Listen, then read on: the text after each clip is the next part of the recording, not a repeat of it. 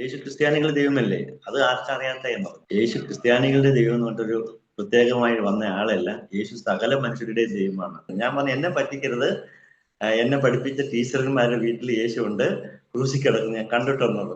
നീ പറയുന്ന യേശു, ഞങ്ങൾ പറയുന്ന യേശു രണ്ടും രണ്ട്. നിന്റെ ഹൃദയം യേശുവിന് കൊടുക്കാമെന്ന് ചോദിച്ചു. ഹൃദയം? കിഡ്നി രണ്ടെണ്ണം ഉണ്ട്, ഹൃദയം ഒന്നല്ലേ ഉള്ളൂ. അങ്ങനെയെങ്കിൽ ഞാൻ എന്റെ പേര് മാറ്റണ്ടേ? വേണ്ട. പിന്നെ കഴുത്തിൽ കുരിശ് കെട്ടണ്ടേ? വേണ്ട. അല്ല, ഞാനിപ്പം മതം മാറണ്ടേ? യേശു മതം മാറ്റാനല്ല വന്നത്.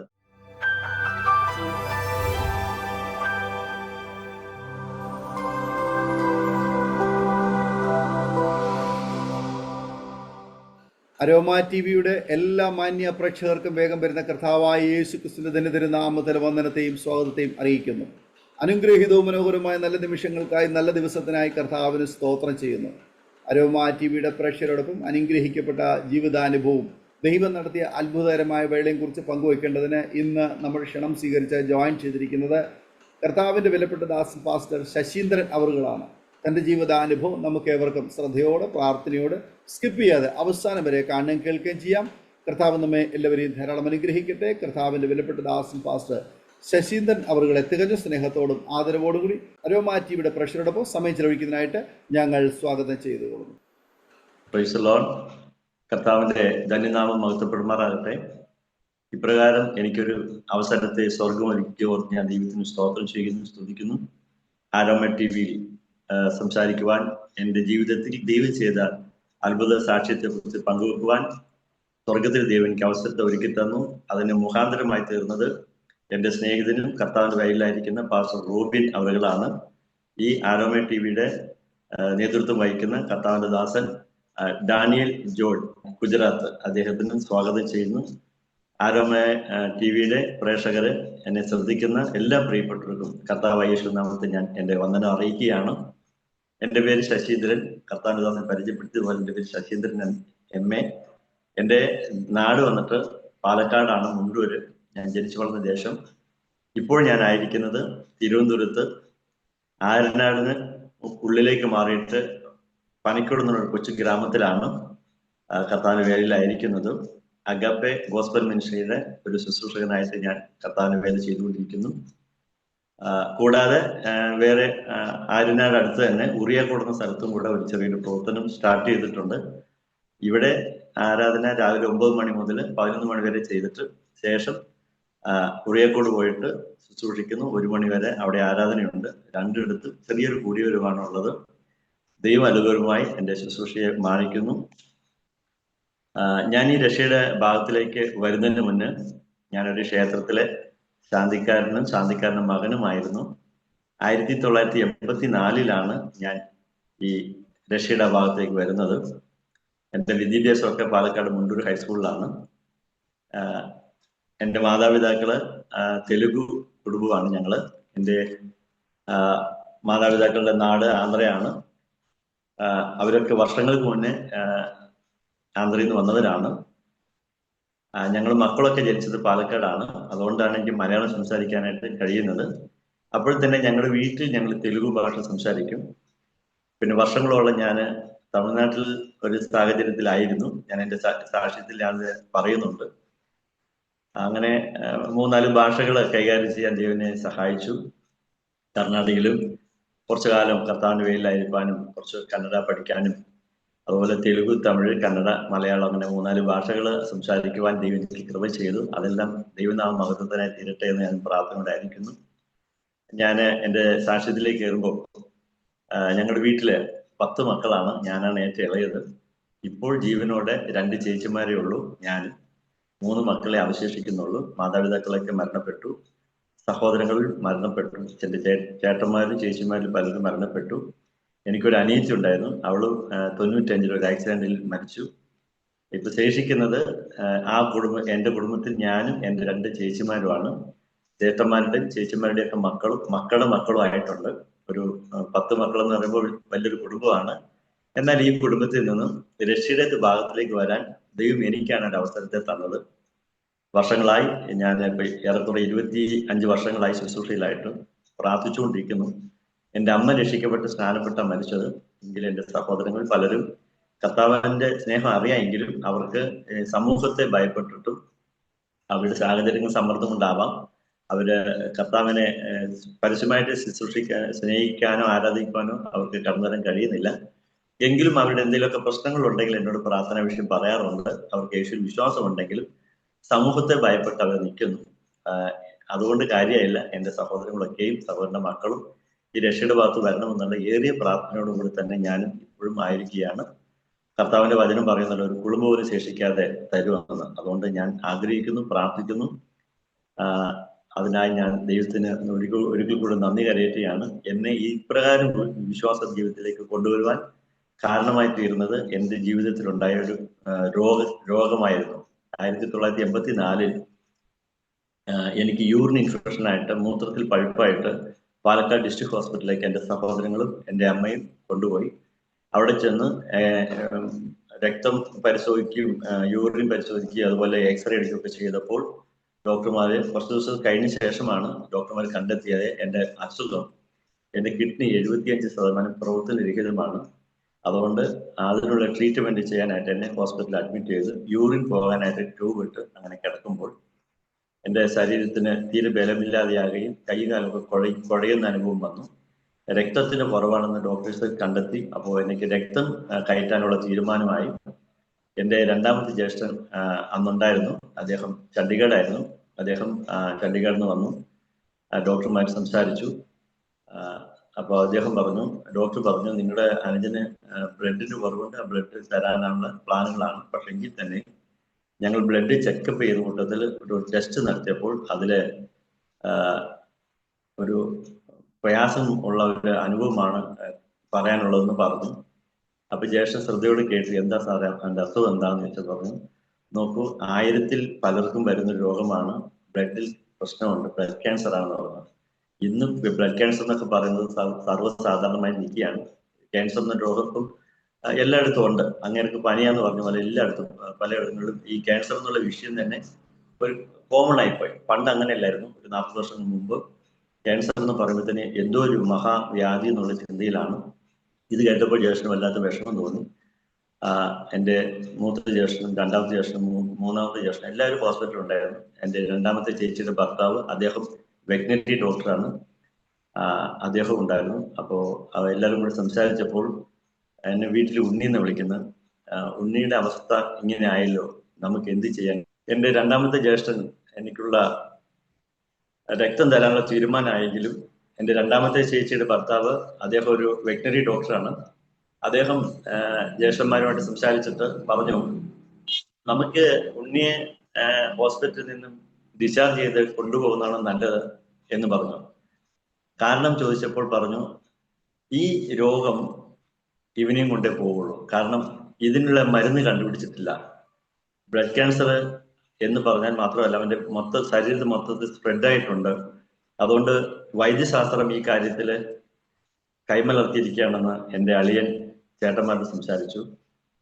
കാരണം ഡോക്ടർമാരുമായിട്ട് അളിയൻ കാര്യമായിട്ട് സംസാരിച്ചിട്ടുണ്ട്.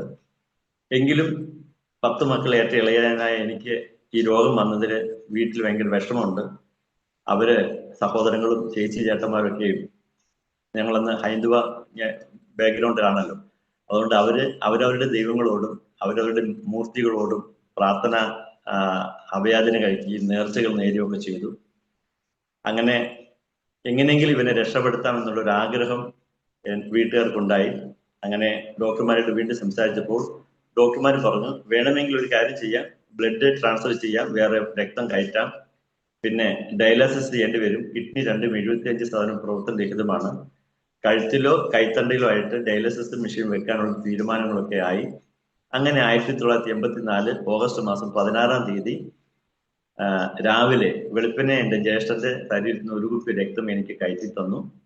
ശേഷം തിങ്കളാഴ്ച രാവിലെ എനിക്ക് ബ്ലഡ് മാറ്റണം, എനിക്ക് ചെറിയൊരു ഓപ്പറേഷൻ വെക്കണം, ഒന്നില്ലെങ്കിൽ കഴുത്തിൽ അല്ലെങ്കിൽ കൈത്തണ്ടയിലായിട്ട് ഡയാലിസിസ് മെഷീൻ വെക്കാനുള്ള തീരുമാനത്തിലേക്ക് വന്നു. വീട്ടിൽ നിന്ന് വന്നവരൊക്കെ തിരിച്ച് പോയി. പ്രായമുള്ള അമ്മയും ഞാനും വീണ്ടും ഹോസ്പിറ്റലിൽ അവശേഷിച്ചു. പാലക്കാട് ഡിസ്ട്രിക്ട് ഹോസ്പിറ്റലിലാണ്. 6 മാസമായി. അപ്പോഴത്തേക്കും ഈ 6 മാസവും ആ രോഗക്കിടയ്ക്ക് ഞാൻ ഇങ്ങനെ കിടക്കുകയാണ്. എനിക്ക് ഇതിന്റെ ഇടയ്ക്ക് എന്റെ കഫം ചെക്ക് ചെയ്തപ്പോൾ ഡോക്ടർമാർക്ക് വേറൊരു രോഗവും കൂടെ ഉള്ളതായിട്ട് കണ്ടെത്തിയിട്ടുണ്ട്. അത് TB എന്നുള്ള ക്ഷയരോഗമാണ്. ഇതും കൂടെ ആയതുകൊണ്ട് എല്ലാവരും പറഞ്ഞു ഇവൻ രക്ഷപ്പെടത്തില്ല. എന്നാൽ എന്നെ ദൈവം സ്നേഹിക്കുന്നതുകൊണ്ടാവാം കർത്താവ് എന്നെ സ്നേഹിച്ചു കരുതി.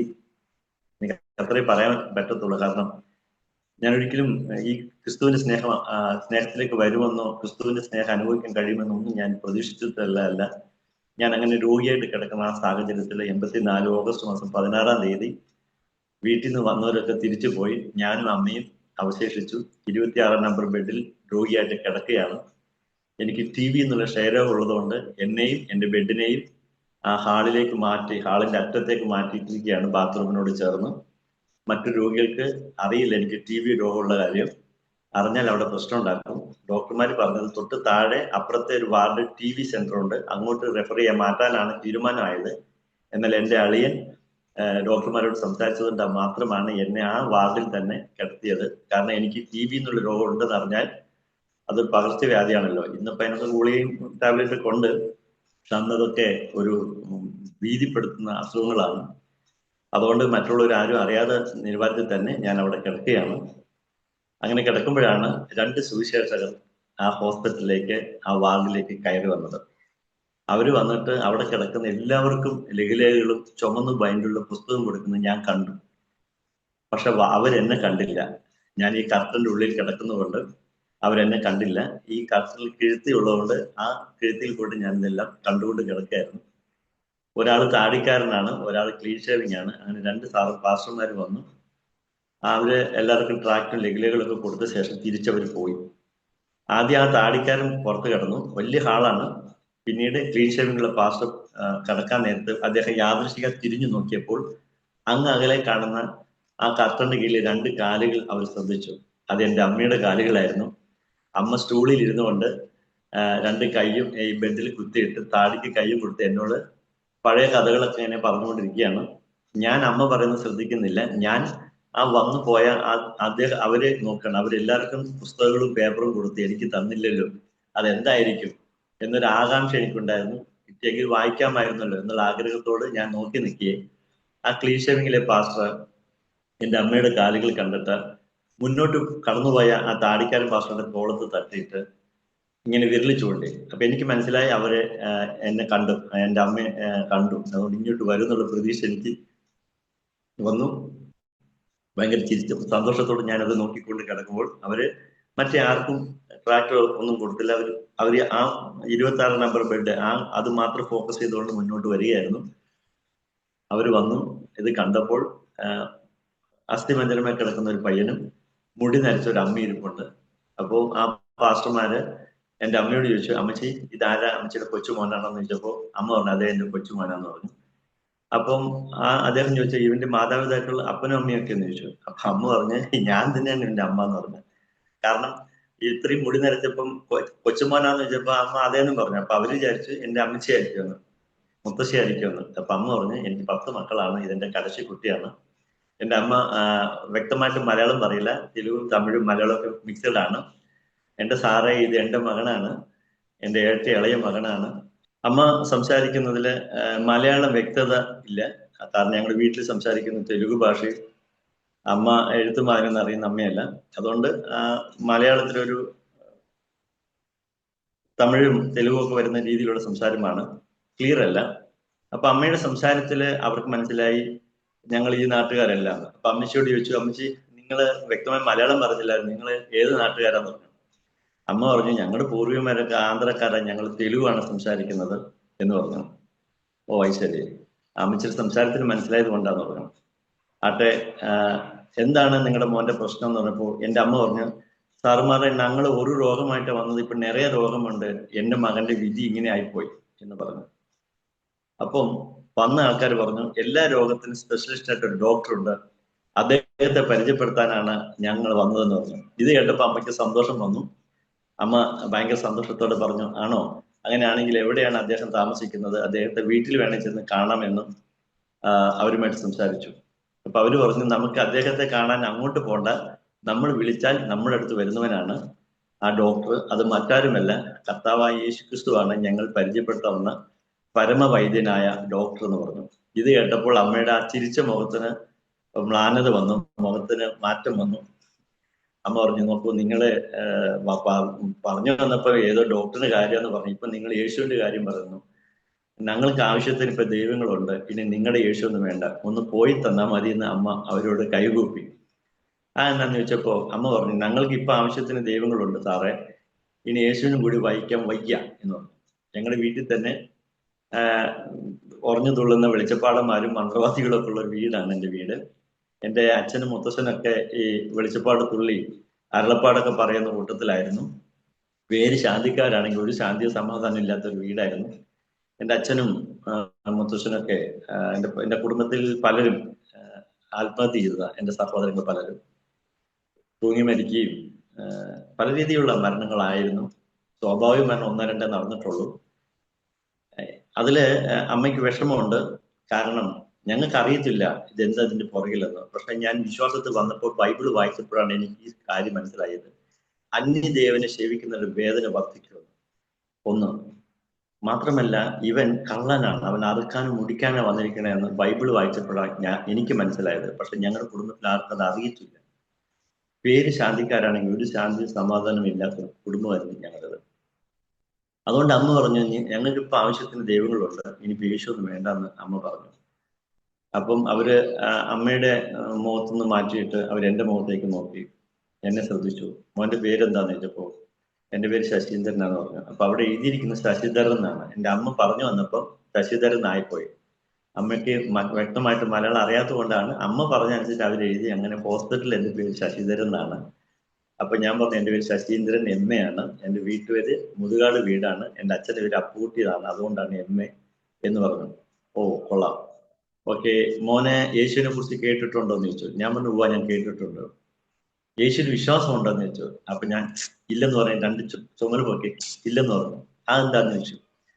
ഇല്ല, അത്ര തന്നെയെന്ന് പറഞ്ഞു. യേശുവിനെ കുറിച്ച് മോനെ അറിയാമോന്ന് ചോദിച്ചു. ഞാൻ പറഞ്ഞു, എനിക്കറിയാം. എന്തറിയാം? യേശു ക്രിസ്ത്യാനികളുടെ ദൈവമല്ലേ, അത് ആർക്കറിയാത്ത എന്ന് പറഞ്ഞു. അപ്പൊ അവര് പറഞ്ഞു, ബ്രദറെ, മോനെ ശശി, യേശു ക്രിസ്ത്യാനികളുടെ ദൈവം എന്ന് പറഞ്ഞിട്ടൊരു പ്രത്യേകമായി വന്ന ആളല്ല. യേശു സകല മനുഷ്യരുടെ ദൈവമാണ്. തന്നെ വിശ്വസിക്കുന്നവരെ വിടിയിപ്പാൻ രക്ഷിപ്പാൻ പ്രാപ്തനാണ് യേശു. യേശു മതമാറ്റം വന്നവനല്ല കേട്ടോ. ചില തെറ്റിദ്ധാരണകളാണ് പലർക്കും ഉള്ളതെന്ന് പറഞ്ഞു. അപ്പൊ ഞാൻ ചോദിച്ചു, അപ്പോ യേശു എന്നെയും സൗഖ്യമാക്കുമോ, എന്നെയും വിടിവിക്കുമോ, എന്നെ രക്ഷിക്കുമോ എന്ന് ചോദിച്ചപ്പോൾ, നീ യേശു വിശ്വസിക്കുന്നെങ്കിൽ തീർച്ചയായിട്ടും നിന്നെ രക്ഷിക്കും, നിന്നെ വിടിയിപ്പാൻ യേശുവിന് കഴിയുമെന്ന് അവർ ഉറപ്പിച്ചു പറഞ്ഞു. അപ്പൊ ഇത് കേട്ടപ്പോൾ എനിക്ക് ഭയങ്കര സന്തോഷം തോന്നി. അപ്പൊ യേശു ചെയ്ത കാര്യങ്ങളെ കുറിച്ച് പറഞ്ഞു തരട്ടെ, കേൾക്കാൻ മനസ്സാണോ, താല്പര്യമുണ്ടോ എന്ന് ചോദിച്ചു. ഞാൻ തലയാട്ടി കേൾക്കാൻ തുടങ്ങി. ശരീരം തളർന്ന് കിടക്കുകയാണ്, എഴുന്നേറ്റിരിക്കാൻ കഴിയുന്നില്ല, യൂറി പോയി ട്യൂബിട്ട് കിടക്കുകയാണ്. അമ്മയാണെങ്കിൽ പറഞ്ഞ കഥകൾ തന്നെയും ഒരു കഥ തന്നെ പല പ്രാവശ്യം പറഞ്ഞിട്ടുണ്ട്. ഈ ഫംഗസ് പിടിച്ച കഥ കേട്ട് മടുത്തിരിക്കുമ്പോഴാണ് ഈ സുവിശേഷകർ വന്നത്. എന്തായാലും ഒരു 1/4 മണിക്കൂർ സമയം എനിക്ക് കിട്ടുമെന്ന് എനിക്കൊരു വിശ്വാസം വന്നു. കുറച്ചു നേരം പുതിയ കഥകൾ കേൾക്കാമല്ലോ എന്നുള്ള രീതിയിൽ എനിക്ക് കേൾക്കാൻ മനസ്സാന്ന് തലയാട്ടി. അപ്പോൾ ക്ലീൻ ഷേവിങ്ങിലെ പാസ്റ്റാണ് യേശുവിനെ കുറിച്ച് എന്നോട് പറഞ്ഞത്. അന്നേരം താടിക്കാരൻ എന്നോടൊന്നും സംസാരിക്കുന്നില്ല. പുള്ളി ഇങ്ങനെ എന്താണ് ചവച്ചുകൊണ്ടിരിക്കുന്ന രീതിയിൽ ചുണ്ട് മാത്രം അനങ്ങുന്നുണ്ട്. ഞാൻ വിചാരിച്ചു ബൂമറി അവയ്ക്കായിരിക്കുന്നു. പിന്നെയാണ് മനസ്സിലായത് അങ്ങേര് പ്രാർത്ഥിച്ചുകൊണ്ടിരിക്കുകയായിരുന്നു.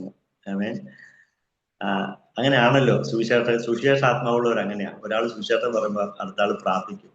ആ താടിക്കാരൻ പ്രാർത്ഥിച്ചുകൊണ്ടിരിക്കുകയായിരുന്നു. ഈ ക്ലീൻ ഷേവിങ്ങിലെ പാസ് യേശുവിനെ കുറിച്ച് വാദോരാതെ എന്നോട് പറഞ്ഞു. അദ്ദേഹം അത് പറയുമ്പോൾ അദ്ദേഹത്തിന് കഴുത്തിന് ചുറ്റും നാക്കാന്ന് തോന്നിപ്പോകും. അത്രമാത്രം യേശുവിനെ കുറിച്ച് അദ്ദേഹം പറഞ്ഞു.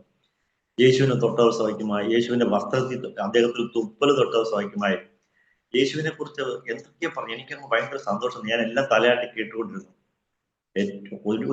ഒരുപാട് നേരം എന്നോട് സംസാരിച്ചു. യേശു ചെയ്ത അത്ഭുതങ്ങളെ കുറിച്ചും വീര്യപ്രവൃത്തികളെ കുറിച്ചും യേശു രോഗികളെ സൗഖ്യമാക്കിയ വിധങ്ങളെ കുറിച്ചൊക്കെ പറഞ്ഞു. ഞാൻ എല്ലാം തലയാട്ടി കേട്ടു. അവസാനം ഒരു 3/4 മണിക്കൂർ കഴിഞ്ഞാണ്, 1 മണിക്കൂറിനടുത്തായി ഇദ്ദേഹം എന്നോട് യേശുവിനെ കുറിച്ച് പറഞ്ഞിട്ട് എല്ലാം കഴിഞ്ഞിട്ട് എന്നോട് ചോദിച്ചു, ഇപ്പം ശശിബ്രദറിന് യേശുവിൽ വിശ്വാസമായെന്ന് വെച്ചു. ഞാന് ഇല്ലെന്ന് പറഞ്ഞു. അതെന്നെ പറ്റിയെന്ന് വെച്ചു. ഞാൻ പറഞ്ഞു, നിങ്ങൾ ഈ പറഞ്ഞ മുഴുവൻ സത്യമാണോ എന്ന് ചോദിച്ചു. അതെന്നാ ബ്രദർ അങ്ങനെ ചോദിക്കുന്നത്?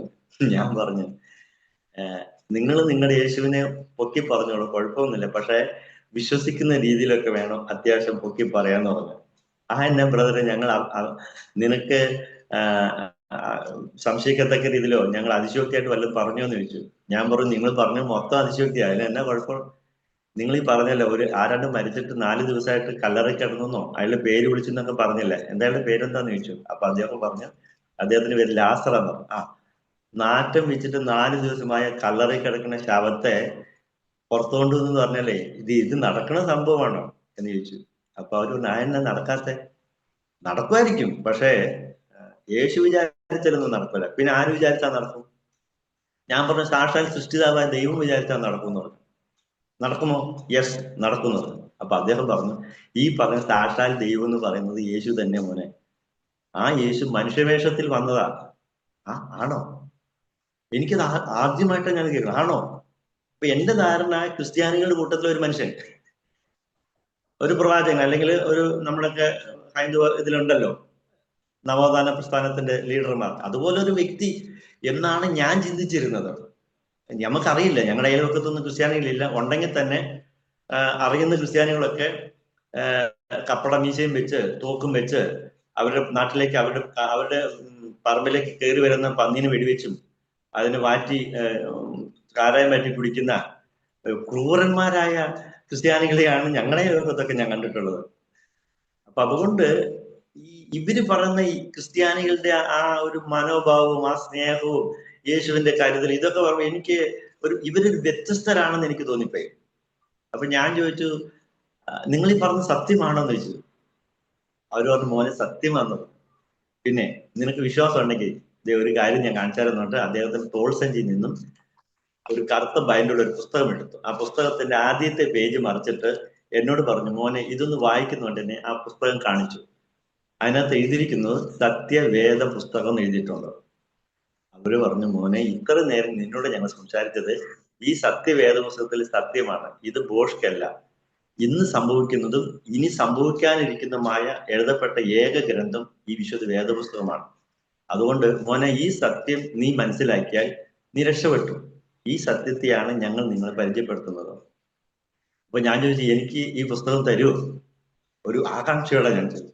പിന്നെന്താ, ഞങ്ങൾ തരും, അതിനല്ലേ വന്നത്. പിന്നെ ഞാനൊരു കാര്യം കൂടി ചോദിച്ചാൽ വിഷമൊന്നും വന്നത് ഇല്ല, ചോദിച്ചോളാൻ പറഞ്ഞു. പിന്നെ എന്തിനാ നിങ്ങൾ ഇത്രയും അത്ഭുതങ്ങൾ അടയാളം ചെയ്ത അദ്ദേഹത്തെ നിങ്ങൾ എന്തിനാ ക്രൂശിച്ച് കൊന്നതെന്ന് ചോദിച്ചു. അപ്പൊ അവര് ചോദിച്ചു ഞങ്ങൾ കൊന്നോ? ഞാൻ പറഞ്ഞു ഈ ഒരു കാര്യത്തിൽ നിങ്ങൾ എന്നോട് നുണ പറയരുത്, ഞാൻ ഈ സത്യം കേട്ടതാണെന്ന് പറഞ്ഞു. എന്ത് കേട്ടു എന്ന് പറഞ്ഞു. ഞാൻ പറഞ്ഞു ഞാനൊരു ദിവസം സ്കൂൾ വിട്ട് വന്നപ്പോൾ ഞാനും കൂട്ടുകാരായിട്ട് വരുമ്പോൾ ഒരു കൂട്ടം അച്ചായന്മാര് ചേട്ടന്മാര്, ഞങ്ങളുടെ നാട്ടിൽ ക്രിസ്ത്യാനികൾ വിളിക്കും ചേട്ടന്മാരെന്നാണ്, ചേട്ടന്മാർ ഇറങ്ങിയിട്ട് പ്രസംഗിക്കുന്നത് ഞാൻ കേട്ടതാണ്. എന്തോന്ന് കേട്ടു എന്ന് പറഞ്ഞു. അവൻ സ്വന്തത്തിലേക്ക് വന്നു, സ്വന്തമായവർ അവനെ കൊന്നു കളഞ്ഞു എന്ന് പറഞ്ഞു. ഇത് കേട്ടപ്പം എനിക്ക് ദേഷ്യം സങ്കടമൊക്കെ വന്നു. എന്റെ കൂട്ടുകാരൻ പറഞ്ഞു എടാ ഇവര് പ്രസംഗിച്ച ശേഷം അവര് കയ്യിലുള്ള പുസ്തകങ്ങളും പേപ്പറുകളൊക്കെ നമുക്ക് ഫ്രീ ആയിട്ട് തരും, നമുക്ക് വെയിറ്റ് ചെയ്യാൻ പറഞ്ഞു. ഞാൻ പറഞ്ഞു എടാ സ്വന്തമായവനെ കൊന്നവരുടെ എന്തിനാടാ ഇത്, വാടാ നോട്ടി. പ്രസംഗം കേൾക്കാനിരുന്ന എന്റെ കൂട്ടുകാരനെയും കൂടെ ഞാൻ വലിച്ചോണ്ട് പോയതാ. കാരണം എനിക്ക് അന്ന് ഈ ക്രിസ്ത്യാനിയോട് വെറുപ്പുണ്ടായിരുന്നു. ഒന്ന്. രണ്ട്, ഞങ്ങളുടെ നാടിനടുത്ത് ചുള്ളിയാങ്കുളം ചാക്കോച്ചൻ എന്ന് പറഞ്ഞൊരു മനുഷ്യനുണ്ടായിരുന്നു. അദ്ദേഹം മാനിറച്ചിയിൽ വിഷം വെച്ചിട്ട് ഒരു കുടുംബത്തെ മൊത്തം കൊന്നു. അദ്ദേഹം അവസാനം ഗത്യന്തരമില്ലാതെ മാനസിക സമനില തെറ്റിയിട്ട് അദ്ദേഹത്തിന് സ്വന്തം സ്ഥലമായ വസ്തുവിൽ പോയിട്ട്, അഥവാ മലമ്പുഴയിൽ കവ എന്നുള്ള സ്ഥലമുണ്ട്, അവിടെ പോയിട്ട് ഇരട്ടക്കുഴൽ തോക്ക് താൻ വെച്ചിട്ട് പെരുവരൽ കൊണ്ട്, കാലിന്റെ പെരുവരൽ കൊണ്ട് കാഞ്ച വലിച്ചിട്ട് പുള്ളി ആത്മഹത്യ ചെയ്തു. ഇതൊക്കെ പത്രമാധ്യമങ്ങളൊക്കെ പലരും കേട്ടിട്ടുള്ള കണ്ടിട്ടുള്ള കാര്യമാണ്. അതുകൊണ്ട് ക്രിസ്ത്യാനികൾ എന്ന് പറഞ്ഞാൽ ക്രൂരന്മാരായിട്ടാണ് ഞാൻ കണ്ടിരിക്കുന്നത്. എന്നാൽ ഇവര് പറഞ്ഞു ബ്രദറെ അവര് ക്രിസ്ത്യാനികൾ എന്ന് പറയാനൊക്കത്തില്ല. വാസ്തവത്തിൽ ക്രിസ്തുവിനെ അനുഗമിക്കുന്നവൻ ആരെയും ഉപദ്രവിക്കില്ല. ഉപദ്രവിക്കുന്നവർക്ക് പ്രാർത്ഥിക്കണമെന്നാണ് പഠിപ്പിച്ചിരിക്കുന്നത്. ഒന്ന്. രണ്ട്, യേശുവിനെ കൊന്നത് ക്രിസ്ത്യാനികളല്ല, പിന്നെ ആരാന്ന് ചോദിച്ചു പറഞ്ഞു യേശുവിന് വിരോധികളായ യഹൂദന്മാരാണ്. അവരുടെ വിശ്വാസത്തും അവരുടെ പ്രവൃത്തികളും രണ്ടും രണ്ട്. വിശ്വാസം ഒന്ന്, പ്രവൃത്തി ഒന്ന്. അവര് തോന്നിയതുപോലെ ജീവിക്കുന്നത് കൊണ്ടും അവര് കാട്ടിക്കൂട്ടുന്ന കോപ്രായങ്ങളെ കണ്ട് അതിന് എതിരെ ശക്തമായി എതിർത്ത് സംസാരിക്കുകയും സത്യദൈവത്തെ വ്യക്തമാക്കി പ്രസംഗിക്കുകയും ചെയ്തതിന്റെ വെളിച്ചത്തിലാണ് അവരാണ് യേശുവിനെ കൊന്നതെന്നുള്ളത്. പക്ഷെ യേശു ദൈവമാണെങ്കിൽ എങ്ങനെ മരിക്കാൻ കഴിയും എന്ന് ഞാൻ ചോദിച്ചു. അപ്പൊ അവര് ചോദിച്ചു ശശിബ്രദറിന് യേശു ഈ ലോകത്തിൽ വന്നത് എന്തിനാണെന്ന് അറിയാനുള്ള ആഗ്രഹം കൊണ്ടാണോ ബ്രദർ ചോദിക്കുന്നത്? ഞാൻ പറഞ്ഞു യെസ്, എനിക്ക് അറിഞ്ഞ കൊള്ളാം, അതുകൊണ്ടാണ്. ഓ, അത് കേട്ടപ്പോൾ ആ പാസ്റ്റർമാരുടെ മുഖം സന്തോഷം കൊണ്ട് ഒരുത്തനെങ്കിലും കേൾക്കാൻ മനസ്സ് കാണിച്ചല്ലോ എന്നുള്ള ആ ഒരു അവസ്ഥയായിരുന്നു. ആ സമയത്ത് ഞാൻ ആ താളിക്കാരൻ നോക്കുമ്പോൾ അദ്ദേഹം ഇങ്ങനെ ചുണ്ടും മാത്രം അനങ്ങുന്നേ ഉള്ളൂ, ഒന്നും മിണ്ടുന്നില്ല അദ്ദേഹം. ഈ ക്ലീൻ ഷേവിങ്ങിൽ ഞാനിത് പറഞ്ഞപ്പോൾ അദ്ദേഹത്തിന് വീണ്ടും ഒരു ഊർജം കിട്ടിയ അനുഭവമായിരുന്നു. ആ സംസാരിച്ചുകൊണ്ടിരുന്നതിന്റെ ടോപ്പിക്ക് കുറച്ചുകൂടെ ഹൈ ലെവലിലേക്ക് മാറി. അദ്ദേഹം പറഞ്ഞു, കർത്താവായ യേശുക്രിസ്തു ഈ ലോകത്തിൽ വന്നത് പാപികളെ സ്നേഹിച്ചു, പാപത്തെ വെറുത്തു. പാപികളെ നിഗ്രഹിക്കാനല്ല യേശു വന്നത്, പാപികളെ സ്നേഹിച്ച് അവർക്ക് വേണ്ടി സ്വജീവനെ അർപ്പിക്കാനാണ് വന്നത്.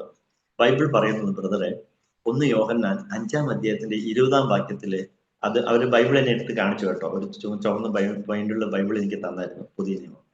അവർ പുതിയ നിയമത്തിലെ കാര്യമാണ് എനിക്ക് തന്നത്. കാരണം പഴയ നിയമം പറഞ്ഞാൽ പുതിയ വിശ്വാസികൾക്ക് അറിയത്തില്ലല്ലോ, അതുകൊണ്ടായിരിക്കാം. ആ ചുമന്ന ബൈബിളുള്ള ആ പുതിയ നിയമം എനിക്ക് തന്നിട്ട് അതില് 1 യോഹന്നാൻ 5-ാം അധ്യായത്തിന്റെ 20-ാം വാക്യമാണ് ആദ്യം എന്നെ വായിച്ചു കേൾപ്പിച്ചത്. അത് ഇന്നും എന്റെ ചങ്കത്ത് കിടപ്പുണ്ട്, മറക്കൂല. അവര് അവിടെ ഇങ്ങനെ എഴുതിയിരിക്കുന്നു, ദൈവപുത്രൻ വന്നു എന്നും സത്യദൈവത്തെ അറിയുവാൻ നമുക്ക് വിവേകം തന്നു എന്നും അറിയുന്നു. അവൻ സത്യദൈവവും നിത്യജീവനുമാകുന്നു. ആകയാൽ കുഞ്ഞുങ്ങളെ വിഗ്രഹങ്ങളോട് അകന്ന് സൂക്ഷിച്ചുകൊള്ളുവീനെന്ന് അവിടെ എഴുതിയിട്ടുണ്ട്. അതാണ് എനിക്ക് ആദ്യമായിട്ട് വായിച്ചു കേൾപ്പിച്ചത്. അതിൽ തന്നെ എന്റെ കിളി പോയി എന്ന് വേണേൽ പറയാം. ഒന്ന്, അവര് പറഞ്ഞത് യേശു ക്രിസ്തു വന്നത് സത്യദൈവത്തെ അറിയാനുള്ള വിവേകം തരാനാണ്. അപ്പൊ ഞാൻ ചോദിച്ചു, ഈ സത്യദൈവം എന്നുള്ളൊരു ദൈവം ഉണ്ടോ? ഉണ്ട് മോനെ, സത്യദൈവം ഒരുവനുണ്ട്, അപ്പോൾ തന്നെ മിഥ്യയായ ഒരു ദൈവമുണ്ട്. ഈ മിഥ്യ ദൈവത്തെയാണ് ഇന്ന് ലോകം മൊത്തം ആരാധിക്കുന്നത്. എന്നാൽ സത്യദൈവത്തെ അറിയിക്കാനാണ് യേശു ക്രിസ്തു ലോകത്ത് വന്നത്. സത്യദൈവത്തെ അറിയാനുള്ള വിവേകം തരാനാണ് വന്നെന്നോ.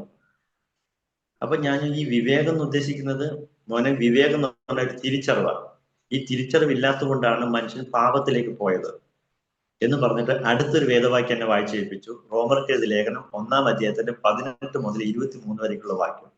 അവർ ദൈവത്തെ അറിഞ്ഞിട്ടും ദൈവമെന്നോർത്ത് മഹത്വീകരിക്കുകയും നന്ദി കാണിക്കുകയും ചെയ്യാതെ അവരുടെ വിവേകമില്ലാത്ത ഹൃദയം ഇരുണ്ടുപോയി. എന്നിട്ട് അവരെന്ത് ചെയ്തു? അക്ഷയനായ ദൈവത്തിന് കൊടുക്കേണ്ട മഹത്വം ക്ഷയമുള്ള മനുഷ്യൻ, നാൽക്കാലി, ഇടജാതി, പറവ ജാതി, എന്തിനാ, പാമ്പിനും പാറ്റയ്ക്കും പല്ലിക്കും ഈച്ചയ്ക്കും പട്ടിക്കും അവരാ മഹത്വം കൊടുത്തു. എന്തുകൊണ്ടെന്ന് ചോദിച്ചാൽ അവരുടെ ഹൃദയം വിവേകമില്ലാതെ ഇരുണ്ടുപോയത് കൊണ്ടാണ്. അപ്പൊ യേശു വന്നത് വിവേകം തരാനാണ്, സത്യദൈവത്തെ അറിയാനുള്ള വിവേകം തരാനാണ് മോനെന്ന് പറഞ്ഞു. അപ്പൊ അത് കേട്ടപ്പോ ഓക്കെ, ഞാൻ സമ്മതിച്ചു. ഈ സത്യദൈവത്തെ യേശു വെളിപ്പെടുത്തിയല്ലോ, അതാണ് അദ്ദേഹം ചെയ്ത തെറ്റ്. അദ്ദേഹം പറഞ്ഞു അല്ലല്ല, പിന്നെ അദ്ദേഹം പിന്നെയും ചില കാര്യങ്ങൾ ചെയ്യാനാണ് വന്നത്. 1-2 കാര്യം കൂടെ പറയട്ടെ മോനെ, ഒന്ന് കേൾക്കാമോന്ന് ചോദിച്ചു. ഞാൻ പറഞ്ഞു കേൾക്കാം. അവര് പറഞ്ഞു അതേ പുസ്തകത്തില് 1 യോഹന്നാൻ 3-ാം അധ്യായത്തിലെ 5-ാമത്തെ വാക്യം എന്നെ വായിച്ചു കേൾപ്പിച്ചു. അവിടെ പറഞ്ഞിരിക്കുന്നത്, ക്രിസ്തു യേശു പാപികൾക്ക് വേണ്ടി മറുപടിയായി തീർന്നു, പാപികളെ രക്ഷിപ്പാൻ തന്നെ ദൈവപുത്രൻ പ്രത്യക്ഷനായി. പാപത്തിൽ നിന്ന് നമ്മെ വിടുവിപ്പാനാണ് യേശു ക്രിസ്തു പ്രത്യക്ഷനായത്. ഓക്കെ, അപ്പം 3-ാമത്തെ കാര്യം എന്താന്ന് ചോദിച്ചു. അതിന്റെ ആ 3-ാം അധ്യായത്തിന്റെ 8-ാം വാക്യം എന്നെ വായിച്ചു കേൾപ്പിച്ചു. പാപം ചെയ്യുന്നവൻ ഏവനും പിശാചിന്റെ മകനാകുന്നു. പിശാച് ആദ്യം മുതൽക്കേ പാപം ചെയ്യുന്നു. പിശാചിന്റെ പ്രവൃത്തികളെ അഴിപ്പാൻ തന്നെ ദൈവപുത്രൻ പ്രത്യക്ഷനായി. ആഹാ, ഇതായിരുന്നോ കാര്യം? അപ്പം എനിക്ക് ഇതറിയത്തില്ലായിരുന്നു. അപ്പൊ ഒന്ന്, എനിക്കും ഈ ലോകത്തിലെ സകല മനുഷ്യർക്കും സത്യദൈവത്തെ കുറിച്ച് അറിയാനുള്ള വിവേകം വേണം. 2, പാപത്തിൽ കിടക്കുന്ന മനുഷ്യനെ പാപത്തിൽ നിന്ന് വിമുക്തി കൊടുക്കണം. 3, പാപത്തിലേക്ക് നയിക്കുന്ന ഒരു സ്പിരിറ്റ് ഉണ്ട്, ഒരു ശക്തിയുണ്ട്, അവനാണ് പിശാച്, അവന്റെ പ്രവൃത്തികൾ അഴിക്കണം. ഇതായിരുന്നു യേശു ചെയ്തതെന്ന് പറഞ്ഞു.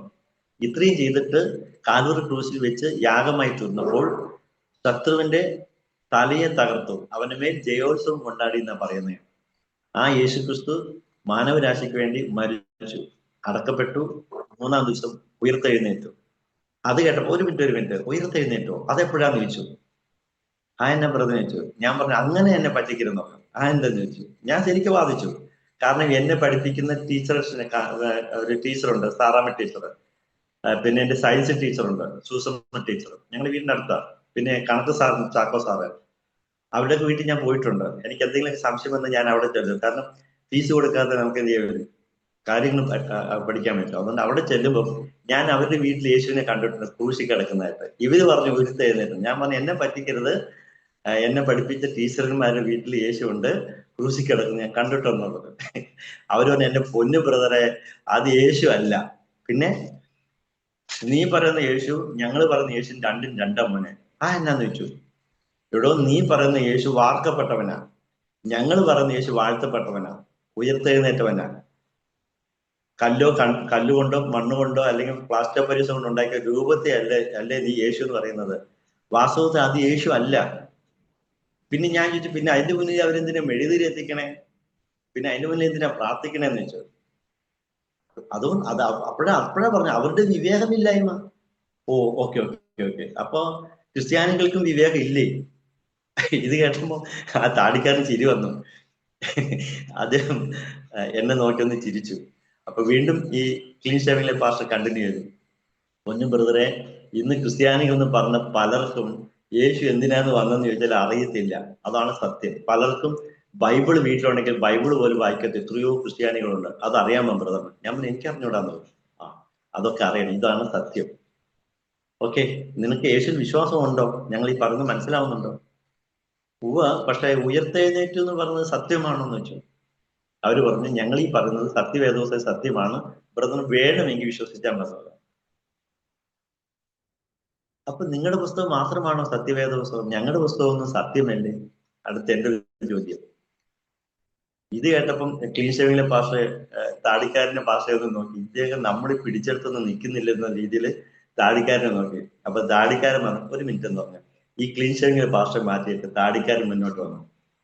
അദ്ദേഹം ഈ ക്ലീൻ ഷേവിംഗിലെ പാസ്റ്റർ പോലെ പടപടാന്നൊന്നും സംസാരിക്കത്തില്ല. പുള്ളി ആലോചിച്ച് ചിന്തിച്ച് അദ്ദേഹം സംസാരിക്കുമ്പോൾ പിരിയൊക്കെ ഇങ്ങനെ വളഞ്ഞു വരും, നെറ്റൊക്കെ ചുളിക്കൊക്കെ സംസാരിക്കുന്നത്. അദ്ദേഹം ഒരു വാക്ക് പറഞ്ഞാൽ നമുക്ക് മറുപടി പറയാനൊന്നും ഉണ്ടാവില്ല. ആ രീതിയിലുള്ള സംസാരങ്ങളാണ് പുള്ളിയുടെ വായിൽ വന്നത്. അദ്ദേഹം ചോദിച്ചൊരു ചോദ്യമുണ്ട്. ഈ നിൽക്കുന്ന അമ്മ ആണല്ലോ നിങ്ങൾക്ക് ഈ ലോകത്തിൽ ജന്മം നൽകിയത്. അതെ, നമ്മുടെ ഈ ലോകപ്രകാരം സൃഷ്ടിതാക്കൾ എന്ന് പറയുന്നത് നമ്മുടെ മാതാപിതാക്കളാണല്ലോ. അതെ, അത് സംശയം എന്താ? അങ്ങനെയെങ്കിൽ ശശി ബ്രദറെ, നിനക്ക് ജന്മം നൽകിയ, നിന്നെ സൃഷ്ടിച്ച ഈ മാതാപിതാക്കളെ സൃഷ്ടിക്കാൻ നിന്നെ കൊണ്ട് കഴിയുമോ എന്ന് ചോദിച്ചു.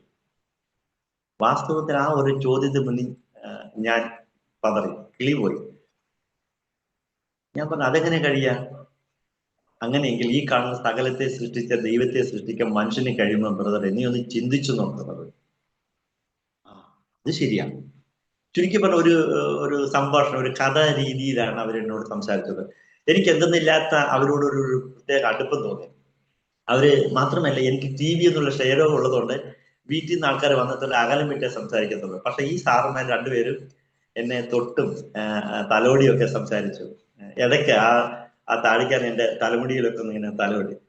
ഒരു പ്രത്യേക ഒരു കെയറിങ് ആയിരുന്നു എനിക്കിവര് നിന്നും പോകാതെ കുറച്ചു നേരം ഈ സമയം കൂടി കിട്ടിയിരുന്നെങ്കിൽ പോലും ഞാൻ ചിന്തിച്ചു. വാസ്തവത്തിൽ ഈ രോഗക്കിടക്കിൽ കിടക്കുന്ന ആൾക്കാരെ ചെല്ലുമ്പോൾ അവരൊന്ന് തൊടാനും അവരൊന്ന് ചിരിക്കാനും അവരോട് സംസാരിക്കാനും ഒക്കെ മനസ്സ് വെച്ചാണല്ലോ ഒരു പരിധിപ്പെട്ട രോഗികളുടെ രോഗം പകുതിയോളം മാറും കേട്ടോ. ഞാൻ എന്റെ അനുഭവമാണ് പറയുന്നത്. ആ പാസ്റ്റർ നല്ല സ്നേഹമുള്ള പാസ്റ്റർമാരായിരുന്നു. ആ രണ്ടുപേരും എന്നോട് സംസാരിച്ചു. എന്നോട് താടിക്കാൻ ചോദിച്ചു, സത്യബ്രദറെ, നമ്മെ നിർമ്മിച്ച ദൈവത്തെ സൃഷ്ടിക്കാൻ നമുക്ക് സാധ്യമല്ല. അതുകൊണ്ട് വിഗ്രഹമല്ല യേശു അടുത്തുകൂടാത്ത വെളിച്ചത്തിൽ വസിക്കുന്നവനാണ്. ഇതാണ് സത്യം. ഓക്കെ, ഞാൻ സമ്മതിച്ചു. എങ്കിൽ പിന്നെ ഞങ്ങളിന്ന് പോട്ടെ. ഓക്കെ. പിന്നീട് താടിക്കാരൻ നിനക്ക് യേശു വിശ്വാസം ഉണ്ടോ എന്ന് എന്നോട് ചോദിച്ചൊന്നുമില്ല കേട്ടോ. എങ്കിൽ പിന്നെ ഞങ്ങൾ പോട്ടെ. ഞാൻ ഓക്കെ തലയാട്ടി. പോവാൻ നേരത്ത് ക്ലീൻ ഷേവിംഗിലെ പാസ്റ്റർ കൂടെ എന്നോട് ചോദിച്ചു, എന്നാ പിന്നെ ശശിബ്രദറെ പോട്ടെ എന്ന് തല വിളിച്ചു. അദ്ദേഹം എന്റെ അടുത്തേക്ക് വന്നു. എന്റെ ചെവിയിൽ എന്താന്ന് ചോദിച്ചു. ചെവി ഇങ്ങനെ എന്റെ വായിക്കെടുത്തുകൊണ്ട് ഞാൻ പറഞ്ഞു, അതെ, പ്രാർത്ഥിക്കുമ്പോൾ എനിക്കും വേണ്ടി പ്രാർത്ഥിക്കണം കേട്ടോ എന്നുള്ളത്. ഞാൻ ഈ താടിക്കാരനോട് അല്ല പറഞ്ഞത്, ക്ലീൻ ഷേവിംഗിലെ പാസ്റ്ററോടാണ്. താടിക്കാരനോട് പറയാത്തതിന് കാരണം താടിക്കാരൻ എന്നെ പല ചോദ്യങ്ങൾ ചോദിച്ച് എന്നെ ഉത്തരം മുട്ടിച്ചതാണ്. എനിക്ക് അദ്ദേഹത്തോട് ചെറിയൊരു മാനസികമായിട്ട് പ്രയാസം ഉണ്ടായി. കാരണം അദ്ദേഹം സത്യവേദ പുസ്തകമാണ് സത്യം എന്ന് പറഞ്ഞപ്പോൾ പുള്ളി അംഗീകരിച്ചില്ല. ഞാൻ അംഗീകരിച്ചില്ല. കാരണം ഞങ്ങളുടെ പുസ്തകങ്ങൾ സത്യമാണെന്ന് പറഞ്ഞപ്പോൾ അദ്ദേഹം എന്നോട് ചോദ്യം ചോദിച്ചു, ശശി ബ്രദർ പറ, ഏതാണ് സത്യവേദോസം, ബ്രദറിന് അറിയാവുന്ന സത്യവേദോസം, അതിന് പേര് പറ, വായിക്കാൻ തുടങ്ങി. അപ്പൊ ഞാൻ നോക്കിയപ്പോൾ ഞങ്ങളുടെ പുസ്തകങ്ങൾ ഏതാണ് സത്യവേദോസം എന്ന് പറയുന്നത് എനിക്കറിയില്ല. കാരണം ഞങ്ങളുടെ എല്ലാ പുസ്തകവും സത്യാന്ന് പറഞ്ഞിട്ട് ഞാൻ അങ്ങ് ഒഴിഞ്ഞു. അവരോ നല്ല ബ്രദറെ, സത്യവേദോസം എന്ന് പറഞ്ഞ ബൈബിൾ ഒന്നേ ഉള്ളൂ, അതാണ് സത്യവേദോസം എന്ന് പറഞ്ഞത്. അപ്പം ഞാൻ പറഞ്ഞു അങ്ങനെയൊന്നല്ല, ഞങ്ങളുടെയും പുസ്തകങ്ങളും സത്യവേദോസം തന്നെ, അതിനകത്തൊന്നും ബോഷ്ടില്ല എന്ന് പറഞ്ഞു. അന്നേരം ആ താടിക്കാരന് എന്നോടൊരു ചോദ്യം ചോദിച്ചു. ആ ചോദ്യത്തിൽ ഞാൻ ഉത്തരം മുട്ടിപ്പോയി. അതുകൊണ്ടാണ് എനിക്ക് താടിക്കാരനോട് പിണങ്ങാൻ കാരണം. മനസ്സുകൊണ്ട് ഞാൻ പിണങ്ങുന്നത്. അദ്ദേഹം ഒരു സിമ്പിൾ ക്വസ്റ്റ്യനാണ് ചോദിച്ചത്. എന്നോട് ചോദിച്ചു, ശശി ബ്രദർ ഓണം ആഘോഷിക്കാറുണ്ടെന്ന്. ഞാൻ പറഞ്ഞു, എന്തിനാ ഓണം ആഘോഷിക്കുന്ന ചോദിച്ചു. ഞാൻ പറഞ്ഞു, മാവേലി നാടുവാണിയിലും കാലം മനുഷ്യരെല്ലാവരും ഒന്നുപോലെയാണല്ലോ, അതുകൊണ്ട് മാവേലി മനം വരുമ്പോൾ വയറ് നിറച്ചും പായസം മുട്ടി വിടും, അത് തന്നെ ഓണം. ഈ മാവേലി മനൻ ആരാന്ന് ശശി ബ്രദറിന് അറിയാമോ? ഞാൻ എനിക്കറിയാം ആരാ. അത് കേരളം ഭരിച്ചിരുന്ന ഒരു രാജാവായിരുന്നു, ഒരു ചക്രവർത്തിയായിരുന്നു.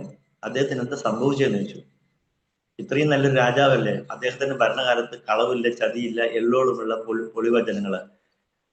അദ്ദേഹത്തെ കൊന്നതാരായി, അദ്ദേഹത്തിന് എന്താ സംഭവിച്ചെന്ന് ചോദിച്ചു. ഞാൻ പറഞ്ഞു, അദ്ദേഹത്തിനെ കൊല്ലാൻ പറ്റത്തില്ല, അദ്ദേഹം ചിരഞ്ജീവി എന്നുള്ള വരം വാങ്ങിച്ചതിന് മഹാദേവനിലേക്ക് മരണമില്ലാത്തവനായിരുന്നു, മഹാദേവനിലേക്ക് അനുഗ്രഹം വാങ്ങിച്ച ആളാണ്. അതുകൊണ്ട് മഹാവിഷ്ണുവിന്റെ ദശാവതാരത്തിലെ ഒരു അവതാരമായ വാമനാവതാരം സ്വീകരിച്ചുകൊണ്ട് ആ ബ്രാഹ്മണന്റെ വേഷത്തിൽ വന്നിട്ട് ഈ അസുരനെ പാതാളത്തിലേക്ക് ജീവനോട് ചവിട്ടി താഴ്ത്തിയതാണ്. ചവിട്ടി താഴ്ത്തതിന് മുന്നായിട്ട് ചോദിച്ചു, താങ്കൾക്ക് എന്തെങ്കിലും ആഗ്രഹം ഉണ്ടോന്ന് ചോദിച്ചപ്പോൾ അവസാനത്തെ ആഗ്രഹം പറഞ്ഞത്, ആണ്ടിലൊരിക്കൽ പ്രജകളെ കാണാൻ എന്നെ അനുവദിക്കണമെന്ന് പറഞ്ഞപ്പോൾ അദൃശ്യനായി വന്ന് കണ്ടുപോക്കോളൂ എന്ന് പറഞ്ഞിട്ട് വാമനൻ ചവിട്ടി താഴ്ത്തിയതാണെന്ന് ഞാൻ പറഞ്ഞു. താടിക്കാരൻ പറഞ്ഞു, ആണോ, അങ്ങനെയാണോ? ഓ അത് ശരി. ഈ വാമനൻ ആരാന്നാ ബ്രദർ പറഞ്ഞു. ഞാൻ ഒന്ന് മഹാവിഷ്ണു എന്ന് പറഞ്ഞാല്, മഹാവിഷ്ണു എന്ന് പറഞ്ഞാൽ അതൊരു ദൈവമാണ് എന്ന് പറഞ്ഞു. ഓ, അദ്ദേഹത്തിന് വേറെ അവതാരങ്ങളുണ്ടോ? ഞാൻ ഉണ്ട്. എത്ര അവതാരമാ? ഞാൻ ദശാവതാരം, 10 അവതാരം. ഓ അത് ശരി. അപ്പൊ ഈ വാമനാവതാരം എത്രാമത്തെ അവതാരമാന്ന് ചോദിച്ചു. പെട്ടെന്ന് ചോദിച്ചപ്പോ ഞാൻ പറഞ്ഞു, ഞാൻ നോക്കട്ടെ എന്ന് പറഞ്ഞു. എണ്ണി നോക്കി, മത്സ്യം, കൂർമ്മം, വരാഹം, നരസിംഹം, വാമനം, 5ാമത്തെ അവതാരം എന്ന് പറഞ്ഞു. സംശയമുണ്ടോ? സംശയമില്ല, 5ാമത് തന്നെയാന്ന് പറഞ്ഞു. മാറ്റമില്ലല്ലോ? ഇല്ലെന്ന് പറഞ്ഞു. ഇനി അവസാനം മാറ്റം ഉണ്ടെന്ന് പറയരുത്, ഇല്ലെന്ന് പറഞ്ഞു. അപ്പൊ ഞാൻ വിചാരിച്ചത് ഈ താടിക്കാരന് ബൈബിൾ അല്ലാതെ വേറൊന്നും അറിയില്ലെന്ന് ഞാൻ വിചാരിച്ചത്. വാസ്തവത്തിൽ അവര് എല്ലാം പഠിച്ചിട്ട് വന്നിരിക്കുന്നത്. ആ താടിക്കാരനെ ഒരു ചോദ്യം ചോദിച്ചു കേൾക്കണോ, ശശി ബ്രദറെ, എന്നെ പോലെ എന്നിട്ട് എന്നെക്കാളും കുറച്ചുകൂടെ താടിയും തലമുടിയുള്ള ഒരാളുണ്ടല്ലോ, അങ്ങനെയുടെ പേരെന്താണ് ഞാൻ മറന്നുപോയിരുന്നത്. പുള്ളിയുടെ അമ്മയുടെ പേര് രേണുകാദേവി എന്നാണ്.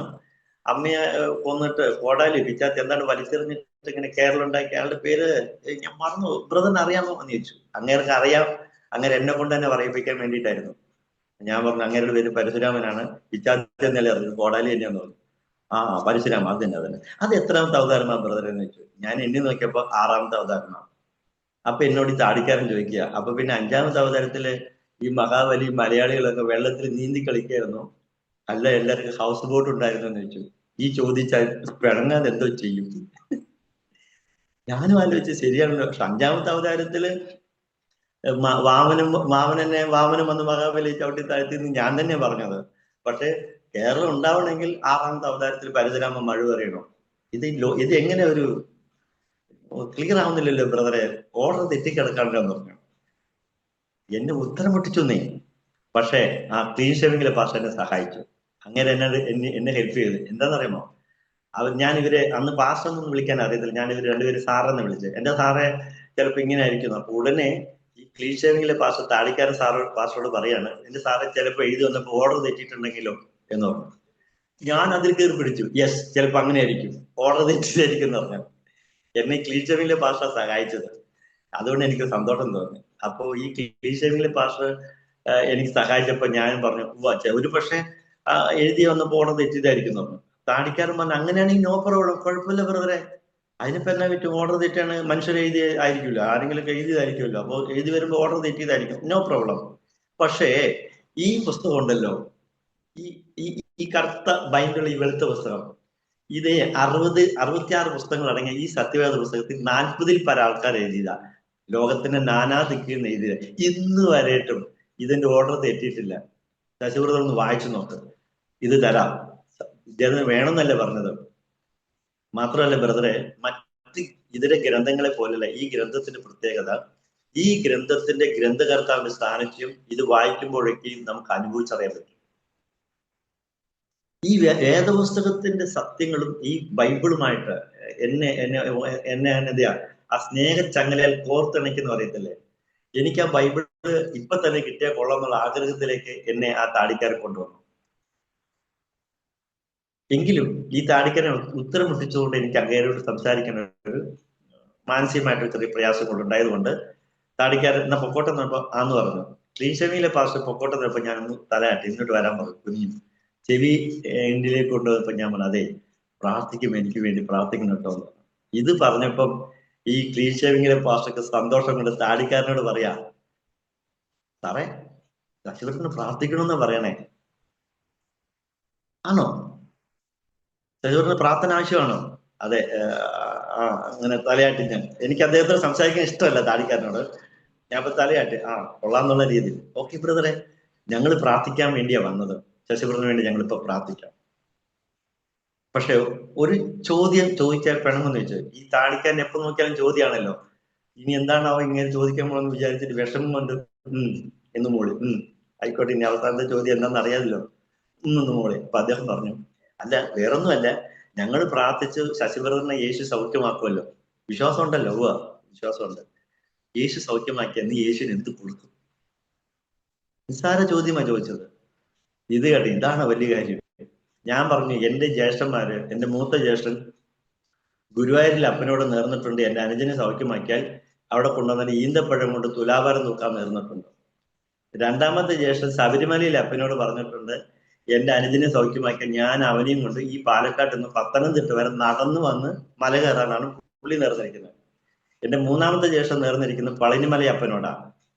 അവിടെ പോയിട്ട് തലമുണ്ടനം ചെയ്തിട്ട് ആ ക്ഷേത്രത്തിന് ചുറ്റും 3 പ്രാവശ്യം സൈന്യ പ്രതിഷ്ഠ. അതെ, ചേട്ടൻ മൊട്ടയടിച്ച് ഉരുളുന്നല്ല, എന്നെ മൊട്ടയടിച്ചിട്ട് എന്നെ 3 പ്രാവശ്യം ഉരുട്ടാന്നാണ് പുള്ളിയുടെ നേർച്ച. അതുപോലെ എന്റെ ചേച്ചി ചേട്ടന്മാരൊക്കെ അമ്മയൊക്കെ ദേവി ദേവന്മാർക്ക് ആടും മാടും കോഴിയും നിലവിളക്കും നിറപ്പറയും അങ്ങനെ പലതും നേർന്നിട്ടുണ്ടല്ലോ. യേശുവാണ് ഇനി എന്നെ സൗഖ്യമാക്കുന്ന, ഞാനൊരു കാര്യം ചെയ്യാം, എന്റെ വെയിറ്റിനനുസരിച്ച് മെഴുകുതിരി തുലാഭാരം തൂക്കാന്ന് പറഞ്ഞു. താടിക്കാരൻ ഇത് കേട്ടപ്പോൾ വെരി ഗുഡ്, അങ്ങനെ വേണം. എന്നെ തോളത്ത് തട്ടി പറഞ്ഞു, ശശിബ്രദറെ നിന്റെ ആ തീരുമാനത്തെ ഞാൻ അഭിനന്ദിക്കുന്നു. പക്ഷേ ചെറിയൊരു തിരുത്തുണ്ട്. എന്നാന്ന് വെച്ചു, നിന്റെ മെഴുകുതിരിയൊന്നും ഞങ്ങളുടെ യേശുവിന് വേണ്ട. ഞാൻ അങ്ങനെ പറഞ്ഞത്, നിങ്ങളുടെ യേശു എന്നെ സൗഖ്യമാക്കുന്നെങ്കിൽ എന്റെ വെയിറ്റിനനുസരിച്ച് മെഴുകുതിരി നിങ്ങളുടെ യേശുവിന് തരാമോ? അപ്പൊ അവര് പറഞ്ഞു, ഞങ്ങളുടെ യേശുവിന് നിന്റെ മെഴുകുതിരി വേണ്ട. എന്നാന്ന് വെച്ചു, അവര് പറഞ്ഞു, ശശിബ്രദറെ ഞങ്ങളുടെ യേശു അടുത്തുകൂടാത്ത വെളിച്ചത്തിൽ വസിക്കുന്നവനാണ്, അവൻ ലോകത്തിന്റെ വെളിച്ചമാണ്. യേശു പറഞ്ഞു, ഞാൻ ലോകത്തിന്റെ വെളിച്ചമെന്നാണ്. ഈ കാണുന്ന സകല ചരാചരങ്ങളെ സൃഷ്ടിച്ച ദൈവത്തിന്, ഈ വാനഗോള നക്ഷത്രങ്ങളെ, ഈ സൂര്യചന്ദ്രനെ സൃഷ്ടിച്ച ദൈവത്തിന് എന്തിന് സൂര്യന് കണ്ണാണ്? ആരെങ്കിലും മണ്ണെണ്ണ വിളക്ക് കത്തിക്കുമ്പോ ബ്രദറെ എന്ന് വെച്ചു. അതില്ലെന്ന് പറഞ്ഞു. അങ്ങനെയെങ്കിൽ ഈ സൃഷ്ടിതാവായ യേശുവിന് നിന്റെ മെഴുകുതിരി വേണ്ട, വേറെ വല്ലതും കൊടുക്കാൻ പ്ലാൻ ഉണ്ടോന്ന് ചോദിച്ചു. അപ്പൊ ഞാൻ ഈ ക്ലീൻ ഷേവിങ്ങിലെ പാഷ ഇടയ്ക്ക് നോക്കുന്നുണ്ട്, പുള്ളി മൈൻഡ് ചെയ്യുന്നില്ല. ഈ താടിക്കാരനാണെങ്കിൽ ചോദ്യത്തിന്മേലെ ചോദ്യം ചോദിച്ചോണ്ടിരിക്കും. എനിക്കാണെങ്കിൽ ഭയങ്കര വിഷമം, ഇങ്ങനെ ഒരു സംസാരിക്കാൻ ഇഷ്ടമല്ല. എങ്കിലും ഈ താടിക്കാരൻ തന്നെ എന്നോട് സംസാരിക്കുന്നത്, വേറെ വല്ലതും കൊടുക്കാൻ ബ്രദറിന് പ്ലാൻ ഉണ്ടോ ചോദിച്ചു. ഞാൻ പറഞ്ഞു, എന്റെ മൂത്ത ചേച്ചിയുടെ മകൻ എന്നെക്കാൾ 6-7 വയസ്സ് മൂത്തതാണ്. അവൻ എന്നോടൊരു കാര്യം പറഞ്ഞിട്ടുണ്ട്. എന്നാന്ന് വെച്ചു, എന്റെ അസുഖം ഭേദമാക്കാൻ ഡോക്ടർമാർക്ക് കഴിയില്ല, അതുകൊണ്ട് എന്നെ ഈ ഹോസ്പിറ്റലിൽ നിന്ന് വീട്ടിൽ കൊണ്ടുപോകാനായിട്ട് എന്റെ ഏട്ടന്മാരോട് അളിയൻ സംസാരിക്കുന്നുണ്ടായി. പിള്ളേരെ ഉറങ്ങിയെന്നാണ് വിചാരിച്ച് ഈ ചെറുക്കൻ ഉറങ്ങിയിട്ടുണ്ടായിരുന്നില്ല. എന്റെ മൂത്ത ചേച്ചിയുടെ മകൻ എന്നെക്കാൾ 7 വയസ്സ് മൂത്തതാണ്. അവൻ എന്നെ എടാ മാമാന്ന് വിളിക്കാം. അവൻ എന്റെ അടുത്ത് വന്നപ്പോൾ, സ്കൂൾ അവധിക്ക് എന്റെ അടുത്ത് വന്നപ്പോൾ എന്നോട് പറഞ്ഞു, ചെറിയച്ഛൻ മാമന്മാരോട് സംസാരിക്കുന്ന ഞാൻ കേട്ടു, നീ രക്ഷപ്പെടില്ല, നീ ചത്തുപോകുന്ന പറഞ്ഞത്. അതുകൊണ്ട് നിനക്ക് ഇഷ്ടമുള്ള ആഹാരം എന്താ വെച്ചാൽ ചോദിച്ചു മേടിച്ചോ, കിട്ടും. കാരണം എനിക്ക് ഈ ബ്ലഡ് ക്യാൻസറും ഈ മൂത്രത്തിൽ പഴുപ്പും കിഡ്നിയൊക്കെ പോയത് കൊണ്ട് നല്ലവണ്ണം കുടിക്കാൻ വെള്ളം പോലും നന്നായിട്ട് തരുന്നില്ല. 1 ഗ്ലാസ് വെള്ളം 1.5 ഗ്ലാസ് വെള്ളം ഒക്കെ തരുന്നത്. ചായ വാങ്ങിച്ച് 1/2 ഗ്ലാസ് ചായ തരത്തുള്ളൂ. ഞാൻ രക്ഷപ്പെടില്ല എന്ന് ഡോക്ടർമാർ വിധി എഴുതിയിട്ടുണ്ട്. കാരണം എന്റെ രക്തത്തിൽ മൊത്തം ബ്ലഡ് ക്യാൻസറിന്റെ രോഗാണുക്കൾ സ്പ്രെഡ് ആയിട്ടുണ്ട്. അതുകൊണ്ട് ഞാൻ രക്ഷപ്പെടില്ല എന്ന് എന്റെ ചേച്ചിയുടെ മോൻ എന്നോട് പറഞ്ഞിട്ടുണ്ട്. ഞാൻ പറഞ്ഞു, എന്നെ പൂർണ്ണമായിട്ട് യേശു രക്ഷിക്കുന്നില്ല. തീർച്ചയായിട്ടും രക്ഷിക്കും. വിശ്വസിക്കുന്ന നീ വിശ്വസിച്ച അദ്ദേഹത്തിന്റെ പ്രവൃത്തി നീ കാണുന്നു. അങ്ങനെയെങ്കിൽ ഒരു കാര്യം ചെയ്യാം, തിങ്കളാഴ്ച എനിക്കൊരു ഓപ്പറേഷൻ ഉണ്ട്. എന്റെ ഏട്ടന്മാരോട് എന്നെ ഓപ്പറേഷൻ കൂടാതെ നിങ്ങളുടെ യേശു സൗഖ്യമാക്കില്ല, എന്റെ ഏട്ടന്മാരോട് പറഞ്ഞിട്ട് കുറച്ച് പൈസ മേടിച്ച് തന്നേക്കാൻ പറഞ്ഞു. അതിനും താടിക്കാരൻ എന്നെ അഭിനന്ദിച്ചു. വളരെ നല്ലത്, വളരെ നല്ലത്. പക്ഷെ നിന്റെ പൈസ യേശുവിന് വേണ്ട. ഞാൻ ഇന്നത് കൊടുക്കുന്ന പുള്ളി ഒരു വേണ്ടെന്ന് പറയും. അവസാനം ഞാൻ ചോദിച്ചു, നിങ്ങൾ തന്നെ പറ, ഞാൻ എന്താ തരണ്ടേന്ന് ചോദിച്ചു. അന്നേരം ആ താടിക്കാരൻ പറയാ, ശശിബ്രദറെ, നിന്റെ കയ്യിൽ വിലപിടിപ്പുള്ളതൊന്നുണ്ട്. ഞാൻ പറഞ്ഞു ഉണ്ടായിരുന്നു, പക്ഷെ ഊരി വീട്ടി വെച്ചിരിക്കാന്ന് പറഞ്ഞു. എന്ത്? മോതിരം. മോതിരം അല്ല ബ്രദറെ, പിന്നെ നിന്റെ ഹൃദയം യേശുവിന് കൊടുക്കാമെന്ന് ചോദിച്ചു. ഹൃദയം? കിഡ്നി 2 ഉണ്ട്, ഹൃദയം ഒന്നല്ലേ ഉള്ളൂ. അത് കൊടുത്ത പിന്നെ എനിക്ക് ജീവിക്കേണ്ടതെന്ന് ഞാൻ ചോദിച്ചു. ഇത് കേട്ടപ്പോ താടിക്കാരൻ ആ കീഴ്ചകളുടെ ഭാഷ തിരിച്ചോണ്ട് പറഞ്ഞു, എന്റെ പൊന്നു ബ്രദറെ, നിന്റെ ഹൃദയം എടുത്തു തരാനല്ല, പിന്നെ ആ ഹൃദയത്തിൽ യേശുവിന് നീ സ്ഥാനം കൊടുക്കണം. ഞാൻ പറഞ്ഞു അതെങ്ങനെയാ? അത് പറഞ്ഞുതരാം. അവർക്ക് പറയാനുള്ളത് ബൈബിളിലെ കാര്യം കേട്ടോ. അവർ വീണ്ടും ബൈബിൾ തുറന്നു 2 വാക്യങ്ങൾ വായിച്ചു കേൾപ്പിച്ചു. ഒന്ന്, യോഹന്നാന്റെ സുവിശേഷം 1:12. അവനെ കൈക്കൊണ്ട് അവന്റെ നാമത്തിൽ വിശ്വസിക്കുന്ന ഏവർക്കും ദൈവമക്കളായി തരുന്ന അധികാരം കൊടുത്തു. അപ്പൊ ഞാൻ ദൈവത്തിന്റെ മകനാകാൻ വേറെ ഒന്നും ചെയ്യണ്ടേ? വേണ്ട. പിന്നെന്താ ചെയ്യണ്ടേ? അവനെ ഹൃദയം കൊണ്ട് വിശ്വസിക്കുകയും വാ കൊണ്ട് ഏറ്റുപറയുകയും ചെയ്യുമ്പോൾ നീ രക്ഷിക്കപ്പെടും. റോമർക്ക് ലേഖനം 10:9-10 വാക്യം എന്നെ വായിച്ചു കേൾപ്പിച്ചു. ഓ, അത് ശരി. അപ്പൊ ഞാനൊരു കാര്യം ചോദിച്ചോളാൻ പറഞ്ഞു. സത്യമായിട്ട് ഞാൻ പറയണം, ചോദിച്ചോളാൻ പറഞ്ഞു. അങ്ങനെയെങ്കിൽ ഞാൻ എന്റെ പേര് മാറ്റണ്ടേന്ന് ചോദിച്ചു. വേണ്ട. പിന്നെ കഴുത്തിൽ കുരിശ് കെട്ടണ്ടേ? വേണ്ട. ഇനി എന്ത് സംശയമുണ്ട് ബ്രദറെ? ഉണ്ട്. എന്താന്ന് ചോദിച്ചു. അല്ല, ഞാനിപ്പോ മതം മാറണ്ടേന്ന് ചോദിച്ചു. അപ്പൊ അവര് പറഞ്ഞു, എന്റെ പൊന്നു സഹോദര, യേശു മതം മാറ്റാനല്ല വന്നത്. എടോ, മത്തായിന്ന് പേര് വിട്ട് കഴുത്തിലൊരു കുരിശും കെട്ട് കള്ളും കുടിച്ച് മത്തനായി നടക്കുന്നവനല്ല ക്രിസ്ത്യാനി. പിന്നെ നിന്റെ പേര് കൃഷ്ണനെങ്കിൽ നീ ക്രിസ്തുവിന്റെ വചനപ്രകാരം ചോദിച്ചാൽ നീയാ ക്രിസ്ത്യാനി. അങ്ങനെ ഒരു ഭാഷ പ്രസംഗിച്ചിട്ടുണ്ട്, തിരുവട്ടാർ കൃഷ്ണൻകുട്ടി. നിനക്കൊന്നും ബ്രദറിനൊന്നും അറിയത്തില്ല, കുറച്ച് കഴിയുമ്പോൾ അതൊക്കെ അറിയാം. നീ ഇതൊന്ന് വിശ്വസിച്ച് നോക്ക്. നീ യേശുവിനെ ഹൃദയത്തിൽ സ്വീകരിച്ചാൽ മതി ബ്രദറെ, വേറെ ഒന്നും വേണ്ടെന്ന് പറഞ്ഞു. ഒരു ദീർഘശ്വാസം വിട്ടു ഞാൻ. നോക്കണം, മതം മാറണ്ട, പേരും മാറ്റണ്ട, കഴുത്തിൽ കുരിശ് കെട്ടരുത്, ഇതാരും അറിയില്ലല്ലോ. ഹൃദയത്തിൽ യേശുവിനെ സ്വീകരിച്ചാൽ മതിയല്ലോ. എനിക്ക് സന്തോഷം തോന്നി, പക്ഷെ എനിക്കത് തൃപ്തനല്ലായിരുന്നു. ഞാൻ പറഞ്ഞു അങ്ങനെ വേണ്ട. പിന്നെ നിങ്ങളെ യേശു എന്നെ അങ്ങനെ രക്ഷിക്കുകയാണെങ്കിൽ ഞാൻ ഹൃദയമല്ല, ഞാൻ മുഴുവനായിട്ട് കൊടുക്കുന്നു. എന്റെ പൊന്നു ഭാഷ ദൈവമക്കളെ, ഇത് കേട്ടപ്പോൾ ഞാനിത് പറഞ്ഞു തീരലും ആ താടിക്കാരനും ക്ലീൻ ഷേവിങ്ങിലെ ഭാഷ പരസ്പരം കൈ കൊടുത്തിട്ട് പറയാം, അവര് തമ്മിൽ കൈ കൊടുത്ത് പറയാം, പ്രൈസ് ദി ലോർഡ് എന്ന്. അവര് വന്ന കാര്യം സാധിച്ചു. പക്ഷെ ഇത് കേട്ട എന്റെ അമ്മ വെറ്റുമുറുക്ക് നമ്മ നീട്ടി പുറത്തൊരു തുപ്പ് തുപ്പിട്ട് ചുണ്ടും തുടച്ച് പറഞ്ഞേ, ഒരു കാര്യം ഞാൻ പറയാം, നിങ്ങൾ പൊയ്ക്കൊള്ളാൻ പറഞ്ഞു, ഇവിടെ നിൽക്കരുത്, തിരിഞ്ഞു നോക്കാതെ ഓടിക്കൊള്ളാൻ പറഞ്ഞു.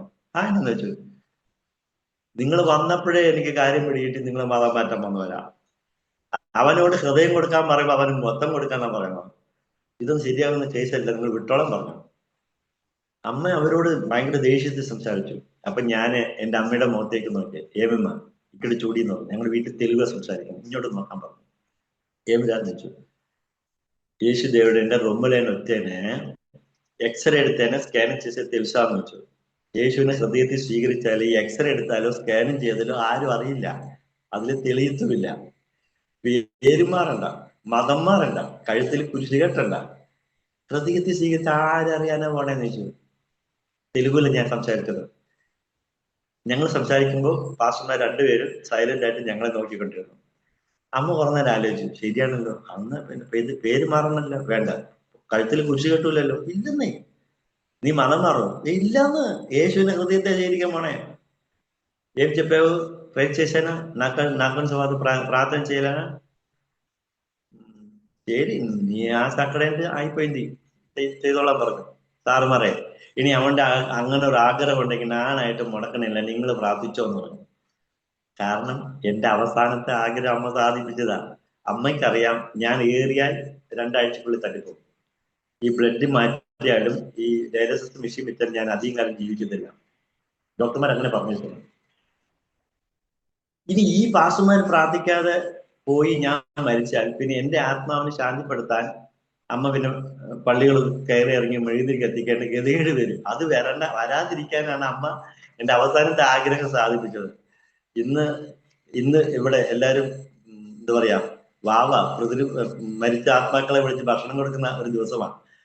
ഇങ്ങനെ ഒരു അവസ്ഥ എനിക്ക് തരാനുള്ള അവസ്ഥ കണ്ടുപിടിക്കുക. അതുകൊണ്ട് അന്നേരം എനിക്ക് വേണ്ടി എന്റെ ആത്മശാന്തിക്ക് വേണ്ടി ഇവര് ചിലപ്പോ മെഴുതിരി എത്തിക്കേണ്ട അവസ്ഥ വരുമല്ലോ എന്ന് വിചാരിച്ചിട്ട് എന്റെ അമ്മ എന്റെ അവസാനത്തെ ആഗ്രഹം സാധിപ്പിച്ചതാണ്. ശരി സാറുമാർ, ഇനി അവന്റെ ആഗ്രഹം ഞാനായിട്ട് മുടക്കണില്ല, നിങ്ങൾ പ്രാർത്ഥിച്ചോളാൻ പറഞ്ഞു. നിങ്ങൾ അവന് വേണ്ടി പ്രാർത്ഥിച്ചോളാൻ പറഞ്ഞു. ഓക്കെ, അങ്ങനെയെങ്കിൽ നമുക്ക് പ്രാർത്ഥിക്കാൻ പറഞ്ഞു. അപ്പൊ ഞാൻ ചോദിച്ചു, ഇപ്പോഴും ആ നിങ്ങൾ എന്താ ഈ പറയുന്നത്, ഇത് ആശുപത്രിയാണ്, പള്ളിയൊന്നും അല്ല എന്ന് പറഞ്ഞു. അവര് അങ്ങോട്ട് കയറി പറഞ്ഞു. അവര് പറഞ്ഞു, ശശി ബ്രദറെ, ഞങ്ങളുടെ യേശു ഞങ്ങളുടെ പള്ളിയിൽ പോയിരുന്നു പ്രാർത്ഥിച്ചാൽ മാത്രം കേൾക്കുന്നവനല്ല, പിന്നെ അവന്റെ നാമത്തിൽ 2 or 3 പേർ കൂടി അവരുടെ മധ്യ ഞാനുണ്ട്. ഇവിടെ യേശുവിന്റെ പ്രസൻസ് ഉണ്ട്, സാന്നിധ്യമുണ്ട്, നമുക്ക് കാണാൻ പറ്റുന്നില്ലെന്നേ ഉള്ളൂ. അങ്ങനെയാണോ? അതേന്ന് പറഞ്ഞു. എങ്കിൽ പിന്നെ സന്തോഷം, പ്രാർത്ഥിച്ചോളാൻ പറഞ്ഞു. ശശി ബ്രദർ ഡീലല്ലേ, പറഞ്ഞ കാര്യത്തിൽ ഉറപ്പല്ലേ? ഞാൻ പറഞ്ഞു തീർച്ചയായിട്ടും, എന്നാ നമുക്ക് പ്രാർത്ഥിക്കാൻ പറഞ്ഞു. കാരണം ഞാൻ എന്നെ മുഴുവനായിട്ട് കൊടുക്കാൻ തീരുമാനിച്ചത്. പാസ്റ്റർമാർ അതിന് എഗ്രി ചെയ്തു. എന്ന് വെച്ചാൽ ഉടമ്പടിയാ. ഞാൻ എടുത്ത തീരുമാനത്തിൽ മാറ്റമില്ല എന്ന് പറഞ്ഞു. അപ്പൊ അവരെനിക്ക് വേണ്ടി പ്രാർത്ഥിക്കാൻ തീരുമാനിച്ചു. അപ്പൊ നമുക്ക് പ്രാർത്ഥിക്കാന്ന് പറഞ്ഞു. അപ്പൊ ഞാൻ കണ്ണും തുറന്ന് കിടക്കാം. എങ്ങനെ ഈ യേശുവിനോട് എങ്ങനെ പ്രാർത്ഥിക്കണമെന്ന് നമുക്ക് പഠിക്കണമല്ലോ. ഇവര് പോയാലും പ്രാർത്ഥിക്കണ്ടേ? അതുകൊണ്ട് എങ്ങനെ പ്രാർത്ഥിക്കണമെന്ന് അറിയാൻ വേണ്ടി ഞാൻ അവരുടെ ശ്രദ്ധിച്ചു നോക്കിക്കൊണ്ടിരുന്നപ്പോൾ ആ പാസ്റ്റർമാർ രണ്ടുപേരും പരസ്പരം കൈകോർത്തു 2 കൈകൾ എന്റെ നേരെ നീട്ടിക്കൊണ്ട് അവർ അന്യഭാഷകളിൽ പ്രാർത്ഥിക്കാൻ തുടങ്ങി. അന്യഭാഷയിൽ കലബിലുബിലുബിലു എന്നൊക്കെ പറയാൻ തുടങ്ങി. എനിക്കൊന്നും മനസ്സിലായില്ല, ഇതെന്നാ പരിപാടിയാ? കുറെ നേരം ഇവര് പറഞ്ഞേ. ഈ പെന്തക്കോസ്തുകാരുടെ അന്യഭാഷ ആരാധന ഞങ്ങളുടെ അയൽവക്കത്ത് ക്രിസ്ത്യാനികളുണ്ട്, അവരൊന്നും ഇങ്ങനെ പറയുന്നില്ല. അതുകൊണ്ട് എനിക്കിത് അറിയത്തുമില്ല. ഈ കലവിലുവിലു എന്ന് പറഞ്ഞപ്പോ ഞാൻ കുറെ നേരം നോക്കിക്കൊണ്ടിരുന്നു, ഇതെന്ത് പരിപാടിയാണ്. അത് കഴിഞ്ഞപ്പോ 2 പേരും സ്റ്റോപ്പ് ചെയ്തു. ഞാൻ വിചാരിച്ചു പ്രാർത്ഥന കഴിഞ്ഞു എന്നാ, തുടങ്ങുന്നേ ഉള്ളൂ. ആ താടിക്കാരൻ എനിക്ക് വേണ്ടി പ്രാർത്ഥിച്ചു. ഞാൻ അങ്ങേരോട് പിണങ്ങിയതാണ്, സംസാരത്തിൽ വാക്കുവാദത്തിൽ പിണങ്ങിയതാണെങ്കിലും ആ പിണക്കം ഞാൻ പ്രകടമാക്കി. എന്റെ ആ സംസാരത്തിൽ അവർക്ക് മനസ്സിലായി. എങ്കിലും ആ താടിക്കാരൻ അതൊന്നും വകവെക്കാതെ എനിക്ക് വേണ്ടി പ്രാർത്ഥിച്ചു. ഇന്നും ആ പ്രാർത്ഥനയുടെ വാക്കുകൾ എൻ്റെ ഉള്ളിലുണ്ട്. അദ്ദേഹം ചുമ്മാ പ്രാർത്ഥിച്ചതില്ല കേട്ടോ. ആ താടിക്കാരന്റെ കണ്ണിൽ നിന്നും കണ്ണുനീർ തുള്ളി കുറ്റി വീണ് ഞാൻ കണ്ടതാണ്. അദ്ദേഹം പ്രാർത്ഥിച്ചത് ഇങ്ങനെയാണ്: ഞങ്ങളുടെ കർത്താവെ, ഈ ഞങ്ങളുടെ സഹോദരനെ നീ സൗഖ്യമാക്കണം. ഇവൻ നിന്റെ സാക്ഷ്യം വഹിക്കാൻ നീ തെരഞ്ഞെടുത്തൊരു മാനവാക്കം ഞാൻ വിശ്വസിക്കുന്നു. കരഞ്ഞുകൊണ്ട് ആ മനുഷ്യൻ പ്രാർത്ഥിച്ചു. ഞാൻ വല്ലാണ്ടായിപ്പോയി. ഞാൻ അങ്ങനെ പിണങ്ങിയതാ. മാത്രമല്ല, അദ്ദേഹം ആ 2 ചെറുപ്പക്കാർ എന്നാലും വെളുത്ത സുന്ദരന്മാരാന്നേ. ഞാനാണ് കറുത്ത കരിക്കുള്ളി പോലെയുണ്ട്. ഞാൻ എങ്ങനെ ഇവന്റെ സഹോദരനായി? യേശുവിനെ ഞാൻ സ്വീകരിച്ചപ്പോൾ അവന്റെ കുടുംബത്തിൽ അംഗമായി. അതാണ് ശശി ബ്രദർ എന്നെ വിളിച്ചത്. ഞാൻ യേശുവിനെ ഹൃദയത്തിൽ സ്വീകരിച്ചപ്പോൾ തന്നെ ഞാൻ അവരുടെ കുടുംബത്തിൽ അംഗമായി. ഞങ്ങൾ ഒരു അപ്പന്റെ മക്കളായി. ഈ സത്യം എനിക്കറിയത്തില്ല. ആ താടിക്കാരൻ എനിക്ക് കണ്ണുനീരോടെ പ്രാർത്ഥിച്ചിട്ട് അവസാനം ആ പോക്കറ്റിൽ നിന്നും, തന്റെ ജുബ്ബ പോക്കറ്റിൽ നിന്നും കർച്ചീപ്പെടുത്ത് മുഖം തുടച്ചിട്ട് അവരുടെ തോൾ സഞ്ചി, ഒരു നൂലിന്റെ സഞ്ചിയാണ്, 2 പേരെടുത്ത് നൂൽ സഞ്ചിയാണ്. പഴയ ഉപദേശമാർ അങ്ങനെയാണല്ലോ. ആ നൂൽ സഞ്ചിയിൽ നിന്നും ഒരു ചുവന്ന ബൈൻഡുള്ള പുതിയ നിയമം, ഒരു ലഘുലേഖയും, ഒരു ചുവന്ന കളറിലുള്ള ലഘുലേഖയും എനിക്ക് തന്നിട്ട് പറഞ്ഞു, ശശി ബ്രദറെ, ഞങ്ങൾ ചെയ്യേണ്ടത് ഞങ്ങൾ ചെയ്തു, ദൈവം ചെയ്യേണ്ടത് ദൈവം ചെയ്യും, ഞങ്ങൾ പൊക്കോട്ടെ എന്ന് പറഞ്ഞു. ശരി വിട്ടോ എന്നെനിക്ക് പറയുന്നുണ്ട്. പക്ഷെ ഞാൻ വാ തുറന്ന കരയും. കാരണം ഇവിടെ വന്ന് മുട്ടി നിൽക്കുക. കാരണം ഇവരെനിക്ക് വേണ്ടി പ്രാർത്ഥിച്ചു. കരയുന്ന സമയത്ത് എന്റെ ശരീരം പെട്ടെന്ന് കുളിര് പോലും. എന്റെ ശരീരം മൊത്തം പുകച്ചലായിരുന്നു, മുളകരച്ച് തേച്ച പോലെ നീറ്റലായിരുന്നു. ഈ കണ്ണുനീരോട് പ്രാർത്ഥിക്കുന്നത് ഞാൻ ശ്രദ്ധിച്ചതും എനിക്ക് പെട്ടെന്ന് ശരീരത്തിൽ കുളിര് പോരി. എന്റെ ശരീരത്തിലുണ്ടായിരുന്ന പുകച്ചല് അപ്രത്യക്ഷമായി. നടന്ന സംഭവമാണ്. മാത്രമല്ല, എന്റെ അസ്ഥികൾക്കൊക്കെ ബലം കിട്ടി. എഴുന്നേറ്റ് ഇരിക്കാനുള്ള ആരോഗ്യം എനിക്ക് ഇല്ലാത്തതുകൊണ്ട് കിടക്കുക. എനിക്ക് എഴുന്നേറ്റ് ഇരിക്കണമെങ്കിൽ എന്റെ അമ്മ വേണേ എന്നെ എഴുന്നേറ്റിരുത്താൻ. ശരീരം പാരലൈസായി കിടക്കുക. ഞാൻ ഈ പ്രാർത്ഥിച്ച മാത്രമേ എന്റെ ശരീരത്തിൽ പെട്ടെന്നൊരു തണുപ്പ് കയറി, ആ പുകച്ചൽ മാറി, അസ്ഥികൾക്കൊക്കെ ബലം വന്നു. ഞാൻ എന്റെ ബോഡി ചെക്കപ്പ് ചെയ്തുകൊണ്ടിരിക്കുമ്പോൾ ഈ പാസ്റ്റർമാരുടെ പ്രാർത്ഥന കഴിഞ്ഞു. എനിക്കിതൊന്നും പറയണമെന്നുണ്ട്. എങ്ങനെ പറയും, എവിടെ തുടങ്ങണമെന്ന് എനിക്ക് അറിയത്തില്ല. ഇന്നത്തെ പോലെ ദാഷ്ട്യം പറയുന്നത് എനിക്ക് അറിയത്തില്ല. ഞങ്ങൾ പൊക്കോട്ട് നോക്കുമ്പോൾ ഞാൻ എന്ന് മൂളിയതേ ഉള്ളൂ. അവര് പോകുന്നത് നോക്കിക്കൊണ്ട് ആ ബെഡിൽ ഞാൻ കിടന്നു. ഞാൻ ചാടി എഴുന്നേറ്റൊന്നുമില്ല. ഇങ്ങനെ ഒരു ചെറിയൊരു ചേഞ്ച് എന്റെ ശരീരത്തിൽ വന്നു. അപ്പോൾ യൂറിൻ പോയിട്ട് വിട്ടിരിക്കുകയാണ്. അപ്പൊ അതുപോലെ രാത്രിയായി. എനിക്കുള്ള ഇഞ്ചക്ഷനും മരുന്നും തന്നു. അമ്മ എനിക്കുള്ള ആഹാരം തന്നു. ഞങ്ങളുടെ കുടുംബക്ഷേത്രത്തിൽ നിന്ന് ഒരു ഭസ്മത്തിന് പൊതി കൊണ്ടുവന്നിട്ടുണ്ട്, ഒരു പേപ്പർ കഷ്ണത്തിൽ.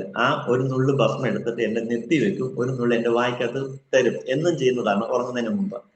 അന്നും അമ്മ പതുപോലെ ഭസ്മം എടുത്തപ്പോ ഞാൻ പറഞ്ഞു നേടിനാ വന്നു, ഇന്ന് എനിക്ക് വേണ്ടെന്ന് പറഞ്ഞ് ഞാൻ കൈ ബ്ലോക്ക് ചെയ്തു. അപ്പൊ അമ്മ ചോദിച്ചു, ഏമിര എന്തുകൊണ്ടാ കാര്യം വെച്ചു? ఏం లేదు, నేడు నేను యేసుదేవుడనే പ്രാർത്ഥന చేశాను, ഇന്ന് ഞാൻ യേശുവിനോടാ പ്രാർത്ഥിക്കുന്നത്. അമ്മ പറഞ്ഞു എടുത്തത് എന്തായാലും എടുത്തു. അമ്മയുടെ നെറ്റിക്കകത്തിട്ട് ബാക്കി അമ്മ വായിക്കാത്തിട്ടു, ദൈവങ്ങളോട് പ്രാർത്ഥിച്ചു. അവസാനം എൻ്റെ അമ്മ ഇങ്ങനെ പറഞ്ഞു, യേശുദേവുടെ എന്നെ കൊടികിനെ രക്ഷിച്ച് ദേവടാണ്, യേശുവെ എൻ്റെ മകനെ രക്ഷിക്കണേ. ഇത് കേട്ടപ്പോ ഞാൻ ചിരിച്ചു. అమ్మ ചോദിച്ചു, ఏమిరా నీకు జిగ్గైపోయిందే, ఏం నీ నవ్వేవు, ఇంత చిరికినే, నినకు నాణం వന്നു? ఏం లేదు మా, యేసుదేవుడైనా ప్రార్థన చేయాలంటే యేసుదేవుడు മന്ത്രശ്ലോകം చెప్పాలండి എന്ന് പറഞ്ഞു. യേശുവിനോട് പ്രാർത്ഥിക്കണമെങ്കിൽ യേശുവിന്റെ മന്ത്രശ്ലോകം പറയണം. ആ സാറുമാര് അന്യഭാഷ പറഞ്ഞതേ. എന്റെ ധാരണ ഇതാണ്, യേശുവിനോടുള്ള മന്ത്രശ്ലോകം. കാരണം ഞാൻ ക്ഷേത്രത്തിലെ ശാന്തിക്കാരനാണ്. ഞങ്ങൾ സംസ്കൃത ശ്ലോകം ചൊല്ലിക്കൊണ്ടാണ് എന്ത് ചെയ്യുന്നത്, പൂജ നടത്തുന്നത്. വാസ്തവത്തിൽ ആ ശ്ലോകത്തിൽ അടക്കം കിടക്കുന്നത് യേശുവിനെ കുറിച്ചാണ് പറയുന്നത്. ഈ രക്ഷയുടെ അകത്ത് വന്നപ്പോഴാണ് അതിന്റെ സത്യം മനസ്സിലായത്. വൃഷശൂലായ നമക, മൃത്യുഞ്ജയ നമക, കന്യകായ നമക, നാരായണ നമക എന്ന് നമിച്ചതാ. ഈ വിശ്വാസത്തിൽ വന്നു കഴിഞ്ഞപ്പോഴാണ്, ചില പാസ്റ്റർമാരുടെ പ്രസംഗം കേട്ടപ്പോഴാണ് അതിനകത്ത് കിടക്കുന്നത് യേശുവാ. മൃത്യുഞ്ജയം, മരണത്തെ ജയിച്ചവൻ യേശുവാ. കന്യകി പൂജാതനായത് യേശുവാ. വൃഷശൂലായ നമക, വൃക്ഷത്തിൽ ആണിയിൽ തറച്ചവൻ യേശുവാ. നാരായണ നമക, വെള്ളത്തിമീത നടന്നവൻ യേശുവാ. ഞാൻ പറയുന്നത്, ഞാൻ അറിഞ്ഞോ അറിയാതെയോ പണ്ട് ഇന്നത്തെ പല ഹൈന്ദവർക്കും ഈ സത്യം അറിയാതെയാണ് എന്ത് ചെയ്യുന്നത്, സംസ്കൃത ശ്ലോകം ചൊല്ലിക്കൊണ്ടിരിക്കണേ. സ്തോത്രം. അപ്പം ഞാൻ പറഞ്ഞു, అమ్మ వారు చెప్పేంటే మందల శ్లోకం నాకు తెలియదు, నినకറിയാമെന്ന് ചോദിച്ചു. నాకు తెలియదు అన్న. మరి ఏం చేసేది, ഇനിയിപ്പോ എന്തോ ചെയ്യണം, കാര്യം പറയണം, അത്ര തന്നെ. ഞാനൊരു കാര്യം ചെയ്തു, പ്രാർത്ഥിക്കാനായി തീരുമാനിച്ചു. എന്തോ പ്രാർത്ഥിക്കണം, എങ്ങനെ പ്രാർത്ഥിക്കണം എനിക്കറിയത്തില്ല. അപ്പൊ ഞാന് ഇങ്ങനെ പറഞ്ഞു, യേശുവേ നിന്റെ ആൾക്കാർ വന്നു എനിക്ക് വേണ്ടി പ്രാർത്ഥിച്ചു, സന്തോഷമുണ്ട്. എന്റെ ശരീരത്തിലെ പുകച്ചിൽ മാറിയിട്ടുണ്ട്, വളരെ സന്തോഷമുണ്ട്. പക്ഷെ ഇപ്പോഴും മൂത്രം പോകാൻ ചൂടിട്ടിരിക്കുകയാണ്. ഇതിൽ നിന്ന് എന്നെ ഒന്ന് രക്ഷിക്കുകയാണെങ്കിൽ കൊള്ളായിരുന്നു കേട്ടോ. പിന്നെന്താ, വേറൊന്നുമില്ല. പിന്നെ ഒരു കാര്യം കൂടെ ഉണ്ട്, ഞാൻ പ്രാർത്ഥിക്കാണ് കേട്ടോ, എനിക്കറിയത്തില്ല എങ്ങനെ പ്രാർത്ഥിക്കുന്നത്, ഞാനങ്ങ് പറയുക. പിന്നെ ഒരു കാര്യം കൂടെ ഉണ്ട്, എന്നെ അങ്ങനെ രക്ഷിക്കുകയാണെങ്കിൽ ഞാൻ എല്ലാവരോടും പറയും, സാക്ഷ്യം പറയും. ഇതാണ് എന്റെ തീരുമാനം. ഞാൻ ഇത്രയും പറഞ്ഞു. അന്ന് ഉറങ്ങി, സുഖമായി ഉറങ്ങി. അന്ന് വരെ ഞാൻ ഉറങ്ങുമെങ്കിലും പെട്ടെന്ന് ഞെട്ടി ഉണരും. കാരണം ദുസ്വപ്നങ്ങൾ ഞാൻ കാണും. എൻ്റെ വീടിനോട് ചേർന്ന് കരടിക്കോടം മലയുണ്ട്. ആ മലയിൽ നിന്നും സിംഹം, കരടി, ആന, പുലി ഇറങ്ങി വരുന്നു, എന്നെ ഉപദ്രവിക്കുന്നു.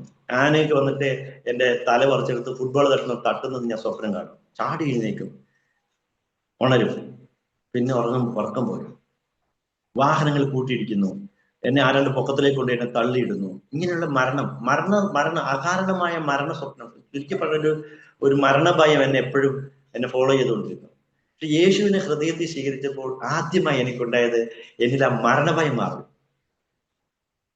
രണ്ട്, എനിക്കെന്തോ ഒരു പ്രത്യാശ, എനിക്ക് എന്തൊക്കെ കിട്ടിയതുപോലെ ഒരു ഫീലായിരുന്നു എനിക്ക്.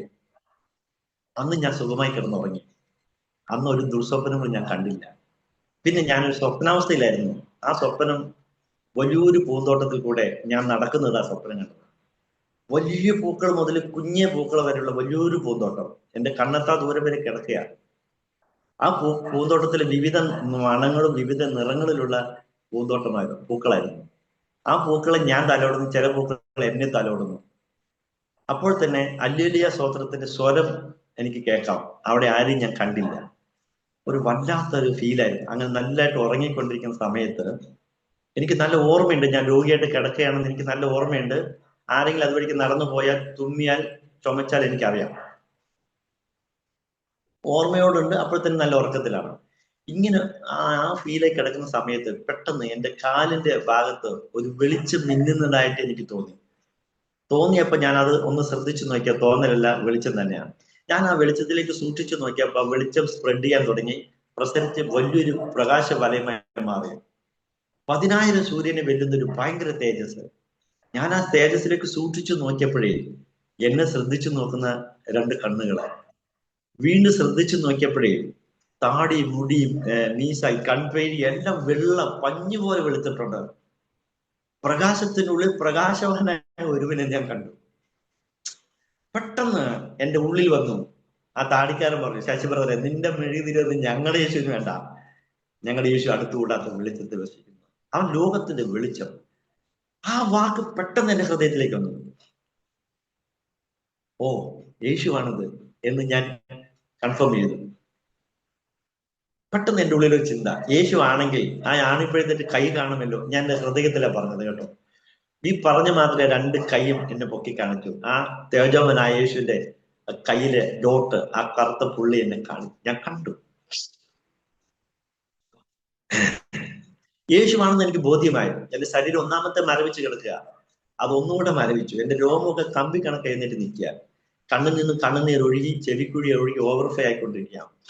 നാവ് ചലിക്കുന്നില്ല. എന്റെ ഹൃദയത്തിൽ ഞാൻ ഇങ്ങനെ പറഞ്ഞു, യേശുവേ, അങ്ങ് ആകുന്നെങ്കിൽ എന്നെ ഈ രോഗക്കിടയ്ക്ക് ഒന്ന് എഴുന്നേൽപ്പിക്കാമോ? എന്റെ ഹൃദയമട്ടം ഞാൻ പറഞ്ഞു, വാ കൊണ്ടല്ല കേട്ടോ. ഞാൻ എന്റെ ഹൃദയത്തിൽ ഇത് പറഞ്ഞു തീരുന്നപ്പോൾ തന്നെ, ബൈബിൾ പറയുന്നത് നമ്മുടെ മനുഷ്യന്റെ ഹൃദയം നിരൂപണ ദൂരെ വെച്ച് അറിയുന്നവനായ യേശു. എന്റെ ഹൃദയത്തിന്റെ സ്പന്ദനം മനസ്സിലാക്കി, എന്റെ ആഗ്രഹം മനസ്സിലാക്കി യേശു ഒരു സ്റ്റെപ്പ് മുന്നോട്ട് വന്നിട്ട്, എന്റെ അമ്മ എന്റെ കഴുത്തിൽ കൂടെ കൈയിട്ടിട്ട് എന്റെ വലത്തെ കൈ പിടിച്ചിട്ട് എന്നെ താങ്ങി എഴുന്നേൽപ്പിക്കും. എന്റെ അമ്മ എന്നെ എങ്ങനെ എഴുന്നേൽപ്പിക്കും അതേപോലെ എന്നെ എഴുന്നേൽപ്പിച്ചു. എന്റെ അമ്മ എഴുന്നേറ്റ് ഇരുത്തും, പക്ഷെ എന്നെ എഴുന്നേറ്റ് യേശു ഇരുത്തിയതല്ല, എഴുന്നേറ്റ് നിർത്തി. ഞാൻ നിന്നു. സ്തോത്രം. ഞാൻ നിന്ന മാത്രമേ എനിക്ക് മൂത്രമൊഴിക്കുന്ന ട്യൂബ് താഴെ പോയി. ഞാൻ താഴെ പോയപ്പോ ട്യൂബിലേക്ക് നോക്കി, ട്യൂബ് താഴെ പോയി. പിന്നെ ഞാൻ ചുറ്റും നോക്കിയപ്പോ ആരെയും കണ്ടില്ല, പ്രകാശവാനായ ആരെയും ഞാൻ കണ്ടില്ല. ഞാൻ ക്ലോക്കിലേക്ക് നോക്കുമ്പോൾ 2 മണിയായി. അർദ്ധരാത്രിയിലെ സംഭവം. അങ്ങ് അകലെ മുതൽ ആൾക്കാർ ഇങ്ങനെ കിടപ്പുണ്ട്, അനേക രോഗികൾ കിടപ്പുണ്ട്, രോഗികളെ പരിചരിക്കാവുന്ന ഒരു കിടപ്പുണ്ട്. ഞാൻ എഴുന്നേറ്റ് നിൽക്കുകയാണ്. എനിക്ക് എന്താണ് സംഭവിച്ചെന്ന് അറിയുന്നില്ല. പെട്ടെന്ന് എനിക്ക് മൂത്രശങ്ക വന്നു. ഞാൻ നേരെ ബാത്റൂമിൽ ചെന്ന് മൂത്രമൊഴിച്ചു. 6 മാസമായിട്ട് ഞാൻ സ്വാഭാവികമായിട്ട് മൂത്രമൊഴിക്കാത്ത ഞാൻ നടന്നു ചെന്ന് മൂത്രമൊഴിച്ചു. തിരിച്ച് ഞാൻ വന്നിട്ട് എനിക്കൊരു സംശയം, ഞാൻ മരിച്ചിട്ട് ഇത് എന്റെ ആത്മാവായിരിക്കും പോയി മൂത്രമൊഴിച്ചത്. അതുകൊണ്ട് എന്റെ ഡെഡ് ബോഡി, ശവം ബെഡിൽ കാണുമെന്ന് ഈ കർട്ടൻ മാറ്റിയിട്ട് നോക്കിയപ്പോ എന്റെ ഡെഡ് ബോഡി ഒന്നും അവിടെ ഇല്ല, ശവമൊന്നും ഇല്ല. എന്റെ സംശയം തീർക്കാൻ എന്റെ വലത്തെ കൈകൊണ്ട് എന്റെ ഇടത്തെ തൊടെ നുള്ളി. സ്വപ്നമാണെന്ന് അറിയാൻ ഇല്ല, നുള്ളിയപ്പോ വേദനയുണ്ട്, സ്വപ്നമല്ല, ഒറിജിനല. ഞാൻ നടന്നു, എനിക്ക് നടക്കാൻ പറ്റുന്നുണ്ട്. എന്നാലും എന്റെ സംശയം തീർക്കാൻ വേണ്ടിയിട്ട് അവിടെ ഒരാഴ്ചയായിട്ടുള്ള ഒരാൾ വന്നിട്ട് അദ്ദേഹത്തിന്റെ മകൾക്ക് സുഖമില്ലാതെ വന്നതാണ്. പാലക്കാട് പുതുപ്പുരിയാരത്തുള്ള പൊന്നുശാമി എന്നുള്ള ഒരു ആശാരിയാണ്. എന്റെ ജീവിതാനുഭവത്തിൽ ഒരു ആഗ്രഹമുണ്ട്, എന്റെ ടെസ്റ്റ്മെന്റ് ഒരു പുസ്തകം എഴുതുന്ന ആഗ്രഹമുണ്ട്. അതുകൊണ്ടാണ് ഇതെല്ലാം പേരുകളെല്ലാം എഴുതി വെച്ചിട്ടുണ്ട്. ആ ആശാരിയെ ഞാൻ ചെന്ന് തൊട്ടതും പുള്ളി ചാടി എഴുന്നേറ്റു. അദ്ദേഹത്തിന്റെ ഭാര്യ വിളിക്കുകയാണ് എന്നുള്ള രീതിയിലാണ് താൻ എഴുന്നേറ്റത്. എന്താടി എന്ന് പറഞ്ഞിട്ട് എഴുന്നേറ്റത്. നോക്കിയപ്പോ ഞാനാ. എന്താടോന്ന് ചോദിച്ചു. ഒന്നുമില്ലെന്ന് പറഞ്ഞു. എന്തിനാ വിളിച്ചെന്ന് ചോദിച്ചു. ഇല്ല, എന്റെ സംശയം കൊണ്ട് ഞാൻ നിങ്ങളെ തൊട്ടതാന്ന് പറഞ്ഞു. പാലക്കാടൻ ഭാഷയാണ് കേട്ടോ. എന്താന്ന് എന്റെ രാത്രി 2 മണിക്ക് സംശയം എന്ന് ചോദിച്ചു. അല്ല ചേട്ടാ, ഞാൻ ജീവനോട് ഉണ്ടെന്ന് അറിയുമ്പോഴേ നിങ്ങളെ തൊട്ടതാണ്. അപ്പൊ എന്നോട് ചോദിച്ചു, ഇതെന്താ പ്രാന്താസ്പത്രിയാണ്? പുള്ളിക്കൊരു സംശയം. എന്താന്ന് ചോദിച്ചു. എടാ, നീ എന്നോട് കൂട്ടം കൂടുന്നില്ലേ? ഓ, ഞാൻ നിന്നോടും കൂട്ടം കൊണ്ട്. ഓ, കൂട്ടം കൂടണമെങ്കിൽ ജീവൻ വേണ്ടല്ലോ, ശനിയും പിടിച്ചതാ, ഒന്ന് പോടാന്ന് പറഞ്ഞു. അങ്ങേര് പകൽ മുഴുവൻ പണിയെടുത്ത് വന്നിട്ട് ഒരു സ്മോളൊക്കെ അടിച്ച് ഒന്ന് ഉറങ്ങിയതാ. ഉറക്കത്തിന് ശല്യം ചെയ്തുകൊണ്ട് പുള്ളിക്ക് ദേഷ്യം, ഒന്ന് പോടാ ശനിയും പിടിച്ചെന്ന് പറഞ്ഞു. അങ്ങേർക്ക് അറിയില്ലല്ലോ ഞാൻ 6 മാസമായിട്ട് എഴുന്നേറ്റ് നടക്കാത്ത ആളാ അല്ല ആണെന്ന് അവർക്ക് അറിയത്തില്ലല്ലോ. ഞാൻ സോറി പറഞ്ഞു. സോറി എന്ന് പറഞ്ഞ് പുള്ളി വേറൊരു ഭാഷയും കൂടി പറഞ്ഞു. ഇപ്പൊ നമ്മൾ പറയാൻ പറ്റാത്ത ഭാഷയാണ് കേട്ടോ. അപ്പൊ ഞാൻ തിരിച്ചു വന്നു, എന്റെ ബെഡിലേക്ക് വന്നു. ഞാൻ അവിടെ വന്നിരുന്നു. അമ്മ നിലത്ത് കിടപ്പുണ്ട്. അമ്മയെ വിളിച്ചാലെന്ന് വിചാരിച്ചു. വേണ്ട, അമ്മ ഉറങ്ങട്ടെ എന്ന് വെച്ചു. എനിക്കന്ന് അന്നത്തെ രാത്രിക്ക് നീളം കൂടി പോയ പോലെ തോന്നി. ഒന്ന് നേരം വിളക്കാൻ ഞാൻ കാത്തിരുന്നു. നേരം വെളുത്ത് ഒരു 5-5:30 മണിയായപ്പോഴത്തേക്കും അവിടെ സൈക്കിളിൽ ചായ കൊണ്ടുവരും ചായക്കാരൻ. റബ്ബർ സെറ്റിലെ ചായ 2 ചായ ഞാൻ മേടിച്ചു. സാധാരണ എന്റെ അമ്മ ഒരു ചായ മേടിക്കും, അത് ആറ്റിയിട്ട് പകുതി എനിക്ക് തരും, പകുതി അമ്മ കുടിക്കും. പിന്നെ അമ്മ വെളിയിൽ പോയിട്ട ചായ കുടിക്കുക. കാരണം ഡോക്ടർമാർ പറഞ്ഞിട്ടുണ്ട് എനിക്ക് ഒത്തിരി വെള്ളം കൊടുക്കാൻ പാടില്ല. അതുകൊണ്ട് ഞാൻ 2 ചായ മേടിച്ചു. ഒന്ന് ഞാൻ ആദ്യം കുടിച്ചു, ശേഷം അമ്മയെ വിളിച്ചു. ഏമണ്ടി ലൈ എഴുന്നേറ്റു. ഏമര തലവരായി പെഞ്ചരാന്ന് വെച്ചു. എന്താടാ നേരം വെളുത്തെന്ന് വെച്ചു. അവൻ അയിപ്പോയിന്റ് തന്നു. ചായ കൊടുത്തു. അമ്മ എഴുന്നേറ്റിരുന്നിട്ട് കാല് നീട്ടിരുന്ന് ചായ ആറ്റിയാണ്. ഈ സമയത്ത് ഞാൻ കട്ടിലിരുന്ന് കാലാട്ടുകയായിരുന്നു. പെട്ടെന്ന് എന്റെ അമ്മ എന്റെ കാലിലേക്ക് നോക്കി. കാലും ആടുന്നതനുസരിച്ച് ആ ട്യൂബും കിടന്ന് ആടുന്നുണ്ട്. എന്റെ അമ്മ ചായ പാത്രം താഴെ വെച്ചിട്ട് കണ്ണ് നന്നായിട്ട് തിരുമ്പി ഒന്നുകൂടി സൂക്ഷിച്ചു നോക്കി. എന്നിട്ട് എന്റെ നേരെ വിരൽ ചൂണ്ടി. എന്ന് വെച്ചാൽ നീയാണോ ചായ തന്നതെന്നാണ് ആ ചോദ്യം. ആ വിരൽ ചൂണ്ടല്. ഞാൻ ചാടി എഴുന്നേറ്റു, കട്ടിൽ നിന്ന് താഴെ നിന്നു, കുനിഞ്ഞു എഴുന്നേറ്റു, ഒരു ഡാൻസ് ഒക്കെ കളിച്ചു. ഇവിടെ ചൂടി നഗേമിലായിരുന്നു. അപ്പൊ അമ്മ ചോദിച്ചു, നീ ഗെയിമായി പോയി എന്തെന്ന് വെച്ചു, നിനക്ക് എന്താ സംഭവിച്ചു? ഞാൻ പറഞ്ഞു, నిన్న రాత్రి 2 గంటలు ఇక్కడ యేసు వచ్చి నన్ను ముట్టి లేకొడికి చెప్పానమ్మా, ఏసే గొప్పవాడు, ఏసే పెద్దవాడు, ఆ దేవుడే నా దేవుడు എന്ന് പറഞ്ഞു. യേശു വലിയവനാണ്, അവൻ വലിയവനാണ്, അവനാണ് സത്യദൈവം, ആ യേശുവാണ് ഇനി മുതൽ എന്റെ ദൈവം എന്ന് പറഞ്ഞു. అమ్మ പറഞ്ഞു, లేదు അങ്ങനെയല്ല మరి പിന്നെ యేసుదేవుడు మన దేవుడు, యేసుదేవుడు നമ്മുടെ ദൈവം. യേശു നിന്റെ ദൈവമല്ല മോനെ, യേശു നമ്മുടെ ദൈവം എന്ന് പറഞ്ഞു. അമ്മയ്ക്ക് സന്തോഷം കൊണ്ട് 2 കൈ കൊണ്ട് നെഞ്ചത്തടച്ചുകൊണ്ട് എന്റെ അമ്മ ദൈവത്തോട് നിലവിളിച്ചു, യേശുവേ ഈ പാവിയോട് ക്ഷമിക്കണേ എന്ന് പറഞ്ഞ് നിലവിളിച്ചു. കാരണം ഈ പാസ്റ്റർമാർ പോയ ശേഷം ഈ പാസ്റ്റർമാരെ കുറിച്ചും ക്രിസ്ത്യാനികളെ കുറിച്ചും കുറെ കുറ്റങ്ങൾ എന്റെ അമ്മയോട് പറഞ്ഞു. അതൊക്കെ വന്നിട്ട് കുറ്റബോധം കൊണ്ട് എന്റെ അമ്മ യേശുവേ എന്നോട് ക്ഷമിക്കണേ എന്ന് പറഞ്ഞിട്ട് നെഞ്ചത്ത് തല്ലിക്കൊണ്ട് കരഞ്ഞു. അമ്മ കരയുന്നത് കേട്ടപ്പോൾ മറ്റു രോഗികളെ പരിചരിക്കാമെന്ന ചില സ്ത്രീകൾ എഴുന്നേറ്റ് വന്ന് എന്റെ അമ്മയെ ആശ്വസിപ്പിച്ചു. വിഷമിക്കണ്ട, ഇന്നില്ലെങ്കിൽ നാളെ നമ്മളും ഈ രോഗം വിട്ട് പോകേണ്ടവരാണ് അമ്മയെന്ന് പറഞ്ഞിട്ട് അമ്മയെ ആശ്വസിപ്പിച്ചു. അവര് വിചാരിച്ചത് എന്റെ അമ്മ എന്റെ മൂക്കി പഞ്ഞി വെച്ചിട്ടാ കരയുന്നതെന്നാണ്. അപ്പൊ അമ്മ പറഞ്ഞു, നിങ്ങളെന്താ പറയുന്നത്, എന്റെ കുട്ടിക്ക് ഒരു കുഴപ്പമില്ല, നിൽക്കുന്ന കണ്ടില്ലേ ചെറുക്കനെന്ന് പറഞ്ഞു. ഞാൻ അവരുടെ ഇടയ്ക്ക് നിൽക്കുക, നോക്കുമ്പോ ശരിയാ, ഈ ചെറുക്കൻ നിൽക്കുക, നിനക്കെന്താ സംഭവിച്ചു എന്ന് പറഞ്ഞു. അന്നേരം ഞാൻ പറയാൻ, ഇന്നലെ സുവിശേഷത്തിൽ വന്നില്ലേ എന്നും പറഞ്ഞ് ഞാൻ പറയാൻ തുടങ്ങുമ്പോഴത്തേക്ക് അമ്മ പറഞ്ഞേ രൂപം മാറ്റാണ്ടോണ്ടിരാന്ന് പറഞ്ഞു. നീ മിണ്ടാതിരിയിടാന്ന് പറഞ്ഞു. പിന്നെ നേണി ചെപ്പേനെന്ന് പറഞ്ഞു. അമ്മ പറയാ, ഈ ലോകത്തിലൊരു ദൈവം ഉണ്ടെങ്കിൽ അത് യേശുവാണ്. ആമേൻ. സാക്ഷ്യം സൗഖ്യം പ്രാപിച്ച ഞാനാ ആദ്യമായിട്ട് എന്റെ അമ്മയാ യേശുവിന് സാക്ഷ്യം പറഞ്ഞത്. ഇന്ന് എന്റെ അമ്മ കർത്താവ് നിദ്ര പ്രാപിച്ചു. 1998 ഓഗസ്റ്റ് മാസം 15-ാം തീയതി എന്റെ അമ്മ കർത്താവ് നിദ്ര പ്രാപിച്ചു. മുണ്ടൂര് ന്യൂ ഇന്ത്യ സഭയിലെ അംഗമാണ് ഞങ്ങള്. എന്റെ അമ്മയെ സ്നാനപ്പെടുത്തിയത് ന്യൂ ഇന്ത്യയുടെ പ്രസിഡന്റായ VA തമ്പിച്ചായനാണ്. കരടിക്കോട് തുപ്പനാട് പുഴയിലാണ് എന്റെ അമ്മ സ്നാനപ്പെട്ടത്. അമ്മ സ്നാനപ്പെടാൻ നേരത്ത് എന്നോട് ചോദിച്ചു, എടാ നീ സ്നാനപ്പെടുന്നില്ലേ എന്ന്. പക്ഷെ അതിന് മുന്നേ ഞാൻ സ്നാനപ്പെട്ടായിരുന്നു. ആ കാര്യം ഞാൻ അമ്മയോട് പറഞ്ഞിട്ടില്ല. അത് പറയാത്തതിന് കാരണം യേശുവിനൊക്കെ ഇഷ്ടമാണെങ്കിലും യേശുവിനെ പ്രസംഗിക്കാനോ യേശുവിനുമായിട്ട് ബൈബിളുമായിട്ട് കൊണ്ടു നടക്കാനൊന്നും അമ്മ എന്നെ അനുവദിച്ചിട്ടില്ല. ചെറിയൊരു വിഷമം ഉള്ളതുകൊണ്ടാണ്. എങ്കിലും യേശു എന്നെ സൗഖ്യമാക്കിയതുകൊണ്ടും യേശുവിന് വേണ്ടി ഞാൻ നിൽക്കുന്നതുകൊണ്ട് എൻ്റെ അമ്മയ്ക്ക് എന്നെ ഉപേക്ഷിക്കാനും പറ്റുന്നില്ല. അതുകൊണ്ട് എനിക്ക് യേശുവിനെ തള്ളി പറയാൻ പറ്റാത്തതുകൊണ്ട് ഞാൻ യേശുവിനോട് ചേർന്ന് നിന്നതുകൊണ്ട് ചില പ്രയാസങ്ങളൊക്കെ വീട്ടിൽ നിന്നുണ്ടായിട്ടുണ്ട്. ഞാൻ അതിലേക്ക് വരികയാണ്. അന്ന് രാത്രി യേശു എന്നെ സൗഖ്യമാക്കി. പിറ്റേ ദിവസം ആ പകലിൽ ഡോക്ടർമാർ വന്നു, എന്നെ ചെക്ക് ചെയ്തു. വീണ്ടും പഴയതുപോലെ എൻ്റെ ബ്ലഡ് ചെക്ക് ചെയ്തു, കഫം ചെക്ക് ചെയ്തു, മൂത്രം ചെക്ക് ചെയ്തു, എക്സ്റേ എടുത്തു. തിങ്കളാഴ്ച രാവിലെ എനിക്ക് ഓപ്പറേഷൻ ഡിക്ലെയർ ചെയ്ത ഡോക്ടർമാർ എന്നെ ഡിസ്ചാർജ് ചെയ്തു. സ്വപ്നം ഇതാ യേശു എൻ്റെ ജീവിതത്തിൽ ദൈവം ചെയ്ത അത്ഭുതം. അതാണ് ഈ അത്ഭുതനായ യേശുവിനെ സ്വീകരിച്ചുകൊണ്ട് സൗഖ്യം പ്രാപിച്ച് ഞാൻ എൻ്റെ വീട്ടിലേക്ക് എത്തുന്നപ്പോൾ എൻ്റെ വീട്ടിൽ വെളിച്ചപ്പാടന്മാരും മന്ത്രവാദികളും വെച്ച് പൂജ ആരാധനയൊക്കെ ഉള്ളതാണ്. ഇതിനിടയ്ക്ക് ഞാൻ യേശുവിനെ ആരാധിക്കാൻ തുടങ്ങിയ സ്ഥിതി ഒന്ന് ആലോചിച്ച് നോക്കിയിട്ട് വീട്ടിൽ പ്രശ്നം തുടങ്ങി. ഒത്തിരി പ്രയാസങ്ങൾ എനിക്കുണ്ടായി.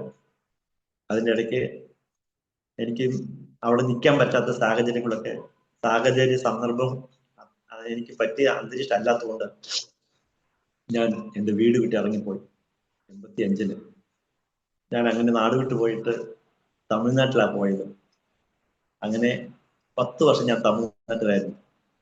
പലവിധ ജോലികൾ ഞാൻ ചെയ്തു. അവസാനം കാർ വർക്ക്ഷോപ്പ് ജോലി ചെയ്തു, ജോലി പഠിച്ചു, സ്വന്തമായിട്ട് വർക്ക്ഷോപ്പ് ഇട്ടു. ഈറോഡ് എന്ന് പറഞ്ഞ സ്ഥലത്ത് ഞാൻ കാർ വർക്ക്ഷോപ്പ് ഇട്ട് അങ്ങനെ ഞാൻ മുന്നോട്ട് പോയിക്കൊണ്ടിരിക്കുക. ഞാൻ നാട് വിട്ടു പോയതുകൊണ്ട് ഞാൻ ജീവനോടുണ്ടെന്ന് പോലും വീട്ടുകാർക്ക് അറിയത്തില്ല. 10 വർഷം ഞാൻ തമിഴ്നാട്ടിലായി. ഒരു ദിവസം ഈറോഡ് പാർക്കില് ഞാന് എൻ്റെ കൂട്ടുകാരോട് ചേർന്ന് നിന്ന് സിഗരറ്റൊക്കെ വലിച്ചുകൊണ്ട്, കഴുത്തിൽ കുരിശുണ്ട് കേട്ടോ, സിഗരറ്റൊക്കെ വലിച്ചുകൊണ്ട് നിൽക്കുമ്പോൾ ഒരു ഞായറാഴ്ച ഞങ്ങളുടെ മുന്നിൽ കൂടെ ഒരു പൊക്കം കുറഞ്ഞൊരു പാസ്റ്റർ നടന്നു പോയി. ജുബായും മുണ്ടാണ് പുള്ളിയുടെ വേഷം. പൊക്കം കുറഞ്ഞ കറുത്തൊരു പാസ്റ്ററാണ്. ഞങ്ങളുടെ മുന്നിൽ കൂടെ നടന്നു പോയ മനുഷ്യൻ വീണ്ടും റിവേഴ്സ് വന്നു, തിരിച്ചു വന്നു. ഞങ്ങൾ 4 പേര് നോക്കി, എന്നെ ശ്രദ്ധിച്ചു നോക്കി. എന്റെ നേരെ വിരൽ ചൂണ്ടിക്കൊണ്ട് ഒരു കാര്യം താൻ പറഞ്ഞു. മറ്റൊന്നുമല്ല, മോനെ നിന്റെ മുന്നിൽ ഞാൻ വല വിരിച്ചിരിക്കാം, മര്യാദയ്ക്ക് കയറി നിനക്ക് നല്ലത്. ചൂണ്ടയിലും വിടിയിപ്പാൻ ആരും ഉണ്ടാവില്ല. അയ്യം വിളിക്കും, രക്തം ചെയ്യും, യേശു രക്തം ചെയ്യുന്നുണ്ട്. പുള്ളിയങ്ങ് പോയി. എനിക്കൊന്നും മനസ്സിലായില്ല. എന്റെ കയ്യിലെ സിഗരറ്റ് താഴെ പോയി. എന്റെ കൂട്ടുകാർ വെച്ച് അവർ എന്നടാ വളർന്നായിരുന്നു. ഈറോഡിൽ എന്റെ പേര് പീറ്റർ എന്നാണ് കേട്ടോ. ഊട്ടിയിൽ എന്റെ പേര് കുമാർ എന്നാണ്. ചെന്നൈയിൽ എന്റെ പേര് സ്റ്റീഫൻ രാജ് എന്നാണ്. തിരുപ്പൂരില് എനിക്ക് വേറൊരു പേരായിട്ടിരിക്കുന്നത്. ഈറോഡ് എത്തിയപ്പോൾ ഞാൻ എന്റെ പേര് പീറ്റർ നിട്ടു. കാരണം എന്നെ ആരും അറിയരുത്, അതിന് വേണ്ടിയിട്ടാണ്. വീട്ടിൽ ചില പ്രശ്നം ഉണ്ടായിട്ട് ഇറങ്ങിപ്പോയതുകൊണ്ട് എന്നെ ആരും കണ്ടെത്തരുത്, പേര് വെച്ച് എന്നെ പിടിക്കാതിരിക്കാൻ വേണ്ടി ഞാൻ ചെല്ലുന്നിടത്തൊക്കെ എനിക്ക് തോന്നിയ പോലെ പേരിട്ട് നടക്കുന്ന ഒരു അവനായിരുന്നു. അങ്ങനെ എന്റെ കൂട്ടുകാർ വിചാരിക്കുന്നത് ഞാൻ പീറ്ററാണ്. കഴുത്തിൽ കുരിശുണ്ട്, സ്റ്റീലിന്റെ ഒരു കുരിശ് വാങ്ങിച്ച് കെട്ടിയിട്ടുണ്ട്. അപ്പം എന്റെ സിഗരറ്റ് താഴെ പോയി. ഞാൻ കൂട്ടുകാരോട് പറഞ്ഞു, നിങ്ങൾ വിട്ടോന്ന് പറഞ്ഞു. ഞാൻ നേരെ അങ്ങനെ എടുത്ത്, ഹലോ ചേട്ടാ നിൽക്കുന്നു. അദ്ദേഹം അവിടെ നിന്നു. നിങ്ങൾ എവിടെ താമസിക്കുന്നതെന്ന് ചോദിച്ചു. എന്നപ്പ சொல்றேன்னு ചോദിച്ചു. ஏங்க உங்களுக்கு மலையாளம் வராதான்னு ചോദിച്ചു. இல்லப்பா எனக்கு மலையாளம் வராது. ஏங்க இப்பதாங்க நீங்க மலையாளத்தில் பேசுனீங்கன்னு പറഞ്ഞു. அப்படியா, நான் பேசுனது மலையாளம் வாங்குறது. ஏங்க நீங்க பேசுறது கூட அவங்களுக்கு புரியலன்னு വെച്ചു. നിങ്ങൾ സംസാരിച്ചത് പോലും നിങ്ങൾക്ക് അറിയത്തില്ലെന്ന് വെച്ചു. അപ്പൊ അദ്ദേഹം പറഞ്ഞു, തമ്പി நான் ஒரு போதகர், நான் ஒரு பாஸ்டரா. அப்படியா, நான் ஊழியம் முடிஞ்சு வரேன், என்னுடைய கார் ரிப்பேர் ஆச்சா, ஈரோடு பார்க்குக்கு அந்த பக்கம் போட்டிருக்கேன். இந்த பக்கம் வந்துச்சுன்னா 10 രൂപ കൊടുത്താ 8 രൂപ കൊടുത്താ ഓട്ടോയ്ക്ക് 8 രൂപ കൊടുത്താൽ എന്ത് ചെയ്യാം, പുള്ളിയുടെ വീട്ടിൽ ചെല്ലാം. അപ്പുറത്താണെങ്കിൽ 30 രൂപ ആകും.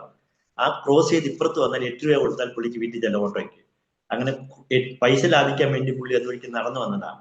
അപ്പുറം ഞാൻ இப்படி வந்துட்டு இருக்கும்போது பரிசுத்த ஆவி என்கிட்ட சொல்லிச்சு. பரிசுத்தாத்மா അദ്ദേഹത്തോട് പറഞ്ഞു, இங்க பாரு அந்த 4 வாலிப பசங்கிட்ட போய் கொஞ்ச நேரம் അന്യഭാഷ சொல்லிച്ചു.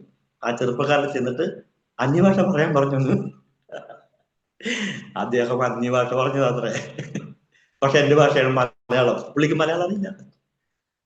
ഞാൻ சொன்னது മലയാളമാന്ന് വെച്ചു. ആമങ്ങ എന്ന് പറഞ്ഞു. അത് വിളക്കത്തെ சொல்லு, അത് എന്താണെന്നൊന്ന് ട്രാൻസ്ലേഷൻ ചെയ്ത് തരാൻ പറഞ്ഞു. ഞാൻ പറഞ്ഞു, എന്നമോ വള போடுவேன் தூண்டி போடுவேன் சொல்றீங்க, ഒന്നും പുരിയില്ല എന്ന് പറഞ്ഞു. നീ ഫ്രീ താണേ, ഫ്രീ ആണെന്ന് ചോദിച്ചു. ആമാന്ന് പറഞ്ഞു. എങ്കൂടെ വരിക, എന്റെ കൂടെ വരാമോ? ഞാൻ പറഞ്ഞു ഓക്കെ. ഞാൻ അവന്മാരോട് നിങ്ങൾ വിട്ടോന്ന് പറഞ്ഞു. ഞാൻ ഇങ്ങനെ കൂടെ പോയി. എന്തോ ഒരു ആകർഷണം, പുള്ളിയുടെ കൂടെ പോയി. പേരെന്താന്ന് വെച്ചു. ഞാൻ പേരൊക്കെ പറഞ്ഞു. അങ്ങനെ അദ്ദേഹത്തിന്റെ കൂടെ അയാളുടെ ആ പാസ്റ്ററുടെ വീട്ടിലേക്ക് പോയി. അവിടെ ചെന്നപ്പോ പാസ്റ്റർമ്മ എനിക്കൊരു ഗ്ലാസ് ചായ തന്നു.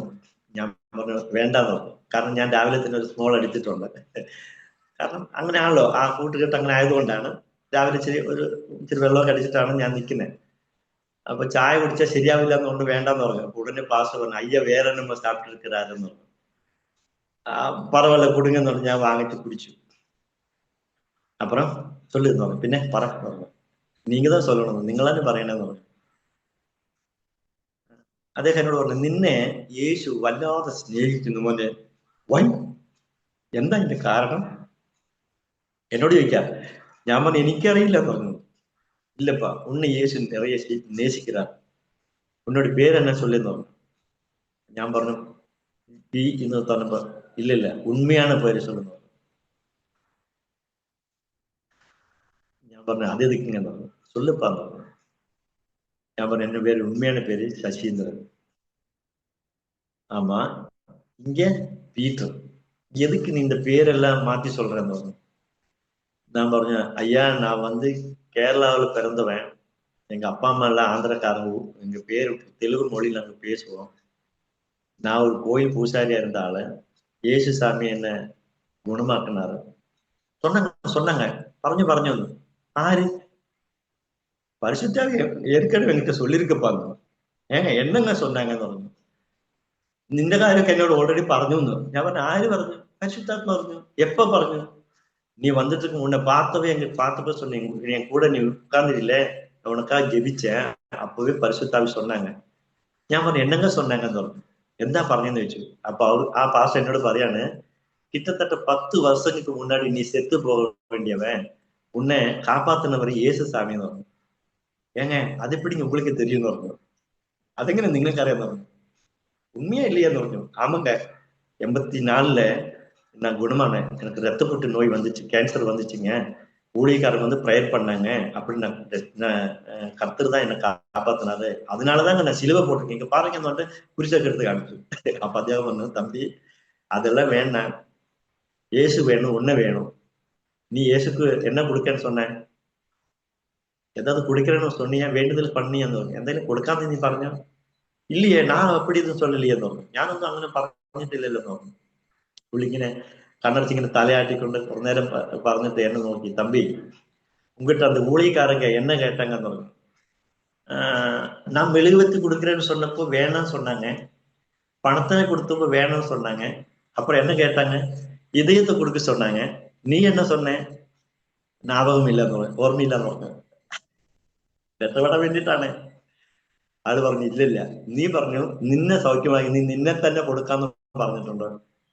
ஏங்க அந்த ஊழியக்காரங்களுக்கு சொன்னது உங்களுக்கு எப்படிங்க தெரியும் പറഞ്ഞു. தம்பி நீ ஊழியக்காரங்கிட்ட சொல்லல, நீ சொன்னது கர்த்தர்கிட்ட.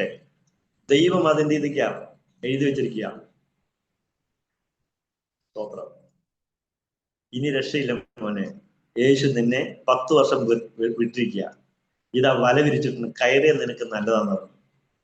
അങ്ങനെ വീണ്ടും ഞാൻ രക്ഷിക്കപ്പെട്ടു. ആ പാസ്റ്ററുടെ ചർച്ചിൽ ഞാൻ ആരാധനയ്ക്ക് പോയി. പിന്നെയുള്ള ജീവിതം എന്ന് പറയുന്നത് ഒരു പ്രത്യേക രീതിയിലുള്ള ജീവിതമായിരുന്നു. ഞായറാഴ്ച പള്ളിയിൽ പോകും, മറ്റുള്ള ദിവസങ്ങളിൽ വർക്ക്ഷോപ്പ് പോകും. പക്ഷെ ഈ ഞായറാഴ്ച ആരാധനയ്ക്ക് പോകുമ്പോൾ ക്രിസ്റ്റോഫർ എന്നാണ് പാസ്റ്ററുടെ പേര്, സൂറമ്പേട്ട റോഡ്, നാൾ റോഡ്, ഈ റോഡ് IPI ചർച്ചാണ്. ആ ചർച്ചിലാണ് ഞാൻ ആരാധനയ്ക്ക് പോയത്. ആ ചർച്ചില് മിക്കപ്പോഴും ഗസ്റ്റ് പാസ്റ്റർമാര് വരും. വരുന്ന ഗസ്റ്റുമാര് പ്രവാചകന്മാരല്ലെങ്കിലും അന്ന് പ്രവചിച്ചിരിക്കും. അവർ വന്നാൽ ആദ്യം എന്റെ തലയിൽ കൈവിട്ടത്തുള്ളൂ, മകനെ പടകം വരെയും വിട്ടോ, വേലയ്ക്ക് ഇറങ്ങിക്കോ. എനിക്കൊരു കാര്യം മനസ്സിലായി, ഈ പാസ്റ്ററപ്പച്ചൻ ആ ഇരിക്കുന്ന ചെറുപ്പക്കാരനെ പിടിച്ചോണം എന്നുള്ള രീതിയിൽ ഈ പാസ്റ്ററപ്പച്ചൻ അവരോട് പറഞ്ഞു വിട്ടിട്ടാണ് ഇവന്മാര് വന്ന് എന്റെ തലയ്ക്ക് വെച്ച് എന്നോട് പ്രവചിക്കുന്നതാണ് ഞാൻ ചിന്തിച്ചത്. ഞാൻ എവിടെ ചെന്നിരുന്നാലും പാസ്റ്റർമാർ വന്ന് എന്റെ തലയ്ക്ക് വെച്ചിട്ട് എന്നോട് ആലോചന പറഞ്ഞത്, വേലയ്ക്ക് ഇറങ്ങിയിട്ട് നിന്നെ കർത്താവ് വേലയ്ക്ക് കണ്ടിരിക്കുന്നു പറയുന്നത്. സത്യം പറയാൻ എനിക്ക് മുഷിച്ചത് തോന്നി. അവിടുത്തെ ആരാധനയ്ക്ക് ഇഷ്ടമാണ്, പക്ഷെ ഇങ്ങനെ വരുന്നവരൊക്കെ എന്നെ വേലക്കിറങ്ങുന്നപ്പോ എനിക്കാണെങ്കിൽ 10 വർഷമായിട്ട് കേരളം വിട്ടു വന്നതുകൊണ്ട് എഴുത്തും വായനയും, മലയാളം എഴുത്തും വായനയും വിട്ടുപോയി. രണ്ടാമത്തത് എനിക്ക് എങ്ങനെ പ്രസംഗിക്കുക, എന്ത് പറഞ്ഞെന്ന് അറിയില്ല. ഞാൻ ഈ ക്രിസ്റ്റോഫർ പാസ്റ്ററോട് പറഞ്ഞു, பாருங்க ஊழியத்துக்கு நான் வரமாட்டேன், சுவிசேஷ வேலைக்கு ஞான் வரில்ல, ஊழியத்துக்கு தேவையான பணத்தை நான் தரேன், தசமபாகம் 10 രൂപയ്ക്ക് 100 രൂപയ്ക്ക് 10 ആണ്, ഞാൻ 50 തരാൻ പറഞ്ഞു. ദശാംശം 10 അല്ല, പകുതി ഞാൻ തരാം, പക്ഷെ സുവിശേഷ വേലയ്ക്ക് എന്നെ വിളിക്കരുത്, എന്നെ കൊണ്ട് ആവില്ല എന്ന് പറഞ്ഞു. അപ്പോ ആ ക്രിസ്റ്റോഫർ പാസ്റ്റർ പറഞ്ഞു, തമ്പി കടവുൾക്ക് തേവ ഉണ്ണെ, നീതാൻ വേണം, പണം വേണ്ട. ഞാൻ പറഞ്ഞു, എങ്ങ ഇതെല്ലാം നിങ്ങൾക്ക് നല്ല ഇറക്കാം, നിങ്ങൾക്ക് നന്നായിട്ടുണ്ടോ, നിങ്ങൾ ആലോചിച്ച് നോക്കി. ഞാനാണെങ്കിൽ പുക വലിക്കുന്നവൻ, വെള്ളം അടിക്കുന്നവൻ, സിനിമ കാണുന്നവൻ, ഒരു ജീവിതത്തിൽ ഒരു ഗുണമില്ലാത്ത ഞാൻ എന്തോന്ന് പറയാനാ? എനിക്ക് എഴുത്തും വായന അറിയില്ല, എനിക്ക് 10 പേരോട് നിന്ന് സംസാരിക്കാൻ അറിയില്ല, ഞാൻ എങ്ങനെ പ്രസംഗിക്കും? നിങ്ങൾ എന്തോ ഈ പറയുന്നതെന്ന് പറഞ്ഞു. അവര് പറഞ്ഞു, ബ്രദറെ ഞാൻ എന്റെ ആഗ്രഹമല്ല പറഞ്ഞത്, ദൈവം നിന്നെ അതിനെ കണ്ടിരിക്കുന്നെന്ന് പറഞ്ഞു. പോകാൻ എനിക്ക് വരാന്ന് പറഞ്ഞു. ഞാൻ പിന്നെ അവിടെ പോയില്ല, പള്ളി പോയില്ല, 2 ആഴ്ച പോയില്ല. 3-ാമത്തെ ആഴ്ച പാസ്റ്ററും പാസ്റ്റർമാമയും കൂടെ എന്റെ വീട്ടിലേക്ക്. പുള്ളിയുടെ ലാംബട്ര സ്കൂട്ടറുണ്ട്, ലാംബി നീളമുള്ള സ്കൂട്ടറിലാണ് പുള്ളി വന്നത്. ഞാൻ എന്റെ റൂമിന്റെ അവിടെ വന്നപ്പോ ആ വണ്ടി നിർത്താം, ആ വണ്ടിയുടെ ശബ്ദം കേട്ടപ്പോ ഞാൻ എത്തി നോക്കിയപ്പോ പാസ്റ്ററപ്പച്ചൻ അമ്മച്ചിയാ. അന്നേരം ഞാൻ സിഗരറ്റ് വലിച്ചോണ്ടിരിക്കുന്നു. ഈ വെള്ളമാണെങ്കിൽ കുടിച്ചിറക്കാം, പുകയല്ലേ, എന്തോ ചെയ്യാൻ പറ്റും, ഞാനതെല്ലാം തള്ളിക്കളഞ്ഞു. ഈ സമയത്ത് ഈ പാസ്റ്ററപ്പച്ചൻ അമ്മച്ചിയെ നോക്കി, അമ്മച്ചി എന്തോ കാലിലെന്തോ കൊണ്ടല്ലോ അങ്ങോട്ട് നോക്കി. ഈ സമയം കൊണ്ട് ഞാൻ എന്റെ കയ്യിലെ സിഗരറ്റ് വലിച്ചെറിഞ്ഞ് പുക കൂതിക്കളഞ്ഞു. എന്നാൽ എന്റെ മുറിക്കകത്ത് ആ സിഗരറ്റിന്റെ മണമൊക്കെ ഉണ്ടായിരുന്നു. ആ പാസ്റ്ററപ്പച്ചനും അമ്മച്ചിയും കൂടെ കയറി വന്നു. എന്നപ്പാ 2 വാരമാ ആളെയെ കാണാം, 2 ആഴ്ച ഞാൻ പോയില്ല. കാരണം കുറെ പേരുണ്ടെന്ന് ആ സഭയില്. അദ്ദേഹം എന്നെ നോട്ട് ചെയ്തിരുന്നു. 2 വാരമാ ഏൻ വരലെന്ന് വെച്ചു. എന്താ നീ 2 ആഴ്ചയായിട്ട് പള്ളി വരാത്തെന്ന് ചോദിച്ചു. ഒന്നുമില്ലാന്ന് പറഞ്ഞു. ശരി, നീ അതൊന്നൂടെ വിരുപ്പം, നിന്റെ ഇഷ്ടം, നീ ആരാധിക്കണോ വേണ്ടോ എന്നുള്ള തീരുമാനിക്കുന്ന നീയാണ്, ഞാനല്ല. പക്ഷേ നിന്നോടൊരു കാര്യം പറയണ ഞാൻ വന്നേന്ന് പറഞ്ഞു. അപ്പൊ എന്റെ മനസ്സിൽ ഞാൻ പറഞ്ഞു, ഇനി എന്തെങ്കിലും ഒരു വാക്യങ്ങളൊക്കെ പറഞ്ഞ് എന്നെ ഭയപ്പെടുത്തും, അല്ലാണ്ട് എന്താ എന്ന് എന്റെ മനസ്സിൽ ഞാൻ ഇങ്ങനെ ചിന്തിച്ചു. അവര് പറഞ്ഞു, തമ്പി നേത്ത് രാത്രിയിലെ ഞാൻ ജപം പണ്ണുമ്പോൾ ഞാൻ രാത്രി പ്രാർത്ഥിച്ചപ്പോ പരിശുദ്ധാവി മുമ്പിട്ട് വന്ന് ഒരു വചനം ചൊല്ലിച്ചു, നിന്നോട് വന്നൊരു വചനം പറയാൻ പറഞ്ഞു എന്ന് പറഞ്ഞു. ആ വചനമാണ്, സംഹാരം നിനക്കെതിരെ കയറി വരുന്നു, കോട്ട കാത്തുകൊള്ളുക, അരമുറുക്ക, നിന്നെ തന്നെ ശക്തീകരിക്കുക. ഞാൻ ആകപ്പാടുന്ന് വിഷമിച്ചു. സ്വത്രം എങ്ങനെ ഇത് നീ എനക്കാകെ തേർന്നെടുത്ത വസനമാന്ന് ചോദിച്ചു. നിങ്ങൾ എനിക്ക് വേണ്ടി തെരഞ്ഞെടുത്ത വാക്യമാണോ എന്ന് ഞാൻ ചോദിച്ചു. இல்லப்பா, நீ நம்பினாலும் நம்பாட்டி, நீ கடவுளை விட வேற எதையும் நேசிக்கிற, அதெல்லாம் தப்பு. நீ கடவுளுக்கு கடவுள் உன்னை தேர்ந்தெடுத்திருக்கிறாங்க, നിന്നെ ദൈവം കണ്ടിരിക്കുന്നതാ. നീ പലതും തിരഞ്ഞെടുത്ത് പോകുന്നു, പക്ഷെ നീ ഇന്ന് സ്നേഹിക്കുന്ന നിന്റെ സ്നേഹിതന്മാർ നിനക്ക് സംഹാര ദൂതന്മാരാകും. യോവേൽ 2:1-2 വാക്യം വായിച്ച്, നിനക്കെതിരെ നീ നിന്റെ ഇഷ്ടം വെച്ചത് ഞാൻ പറയാനുള്ളത് പറഞ്ഞു. ഇറങ്ങി പ്രാർത്ഥിച്ചിട്ട് അങ്ങ് പോയി. അന്ന് രാത്രി എനിക്ക് അസ്വസ്ഥതയായി. എന്ത് ചെയ്യണമെന്ന് അറിയില്ല. പക്ഷെ പള്ളിയിൽ ചെന്നതിനാല് സുവിശേഷ വേലയ്ക്ക് ഇറങ്ങാൻ പറയും. ആകെപ്പാട് അസ്വസ്ഥയായി. ഇത്രയും കാലം പോയതുപോലെ പോട്ടെ എന്ന് തീരുമാനിച്ച് ഞാൻ ആരാധനയ്ക്ക് പോകുന്നില്ല എന്ന് തീരുമാനിച്ച് ഞാൻ അവിടെ ഉറച്ച് തീരുമാനിച്ചു. ചില ദിവസങ്ങൾ കഴിഞ്ഞപ്പോൾ ആ പാസ്റ്റർ പറഞ്ഞ പോലെ തന്നെ ചില പ്രതികൂലങ്ങൾ എനിക്ക് നേരിട്ടു. അവിടെ നിന്നും ഞാൻ വീണ്ടും കേരളത്തിലേക്ക് വരേണ്ട അവസ്ഥ വന്നു. അങ്ങനെ ഞാൻ അവിടുന്ന് പ്രാണരക്ഷാർത്ഥം കേരളത്തിലേക്ക് മടങ്ങി വന്നപ്പോൾ കോട്ട മൈതാനത്തിൽ നിന്നും മുനിസിപ്പൽ ബസ് സ്റ്റാൻഡിലേക്ക് ഇറങ്ങി ആ കോട്ട മൈതാനത്തിന്റെ ആ ഗ്രൗണ്ടിന് ക്രോസ് ചെയ്തുകൊണ്ട് അപ്പുറേ പോവുകയും ഞാൻ. ആ സമയത്ത് ഒരു കൂട്ടം ആൾക്കാര് അവിടെ ഇരിക്കുന്നു, പാട്ട് കേട്ടു. പോകണം ഒരു നാൾ കൂടാരം വിട്ടുന്ന പരദേശവാസികൾ എന്നുള്ള പാട്ട് കോട്ട മൈതാനത്ത് കൺവെൻഷൻ നടക്കുക. AJ റോയ് എന്നുള്ള ദേവദാസനാണ് പാട്ട് പാടുന്നത്. എനിക്ക് പാട്ടൊരു വീക്കൻസ് ആയതുകൊണ്ട് ഞാൻ അവിടെ ചെന്ന് നിന്നു. കുറേ നേരം പാട്ട് കേട്ടുകൊണ്ടിരുന്നു. ശേഷം അടുത്തൊരാൾ വന്ന് പാട്ട് പാടി, സ്വർഗീയ തീവണ്ടി, എഞ്ചിൻ ഡ്രൈവർ യേശു, TTR ഇല്ല, ടിക്കറ്റ് നഷ്ടമാക്കി വേറെ കിട്ടൂല പാട്ട. ചങ്കത്ത് അങ്ങ് കയറി കൊള്ളുക ചില വരികൾ. ഞാനാണെങ്കിൽ പാട്ടും കേട്ടുകൊണ്ട് അവിടെ നിന്നു. എനിക്ക് കുറേ നേരം ഇരിക്കാനൊക്കത്തില്ല. കാരണം ഈ ക്രിസ്റ്റോഫർ പാസ്റ്റർ എന്നോട് പറഞ്ഞത് മര്യാദയ്ക്ക് കയറിക്കോ ഇല്ലെങ്കിൽ ചൂണ്ടയിടുന്ന. ഞാൻ ബൈക്ക് ആക്സിഡന്റ് നടുവൊടിഞ്ഞു. എന്റെ നട്ടലിന്റെ ഏറ്റവും അടിഭാഗത്ത് ബോൾ തെന്നിപ്പോയി. അത് യഥാസ്ഥാനത്ത് ഫിറ്റ് ആണെങ്കിൽ നല്ലൊരു സംഖ്യ ആവും. എനിക്ക് പൈസ ഇല്ലാത്തതുകൊണ്ട് ഓപ്പറേഷൻ കഴിഞ്ഞിട്ടില്ല. ഇടയ്ക്കിടയ്ക്ക് ആ എല്ല് ബോണ് തെന്നും, ഭയങ്കര വേദനയാണ്. കുറേ നേരം എനിക്ക് ഇരിക്കാനൊക്കത്തില്ല. അതുകൊണ്ട് ഞാൻ നിൽക്കുകയായിരുന്നു. കുറേ നേരം നിന്നപ്പോൾ കാല് കഴിച്ചപ്പോൾ ഞാൻ നോക്കിയപ്പോൾ അവിടെ ഒരു വാഗമരം ചരിഞ്ഞു കിടപ്പുണ്ട്. ഞാൻ ആ വാഗമരത്തിൽ കയറിയിരുന്നു. നല്ല നല്ല പാട്ടുകളായിരുന്നു കേട്ടോ. ആ പാട്ടൊക്കെ ആസ്വദിച്ചു കൊണ്ടിരിക്കുമ്പോൾ ഒരു പാസ്റ്റർ കയറി വന്നു, കുറച്ചു നേരം നിന്നു, ഒരാൾ പ്രാർത്ഥിച്ചു, അടുത്ത ചെറുപ്പക്കാരൻ വന്നു, മൈക്കെടുത്തു, അദ്ദേഹം പ്രസംഗിക്കാൻ തുടങ്ങി. എബ്രായ ലേഖനം 13-8 വാക്യം, യേശു ക്രിസ്തു ഇന്നലെ ഇന്നും എന്നും അനന്യൻ തന്നെ. യേശു ഇന്നലെ ആര്, ഇന്നാര്, നാളെയാണ്. അതാണ് സബ്ജക്ട്. യേശു ഇന്നലകളിൽ ആരായിരുന്നു എന്നുള്ള വിഷയമാണ് അന്ന് പ്രസംഗിച്ചത്.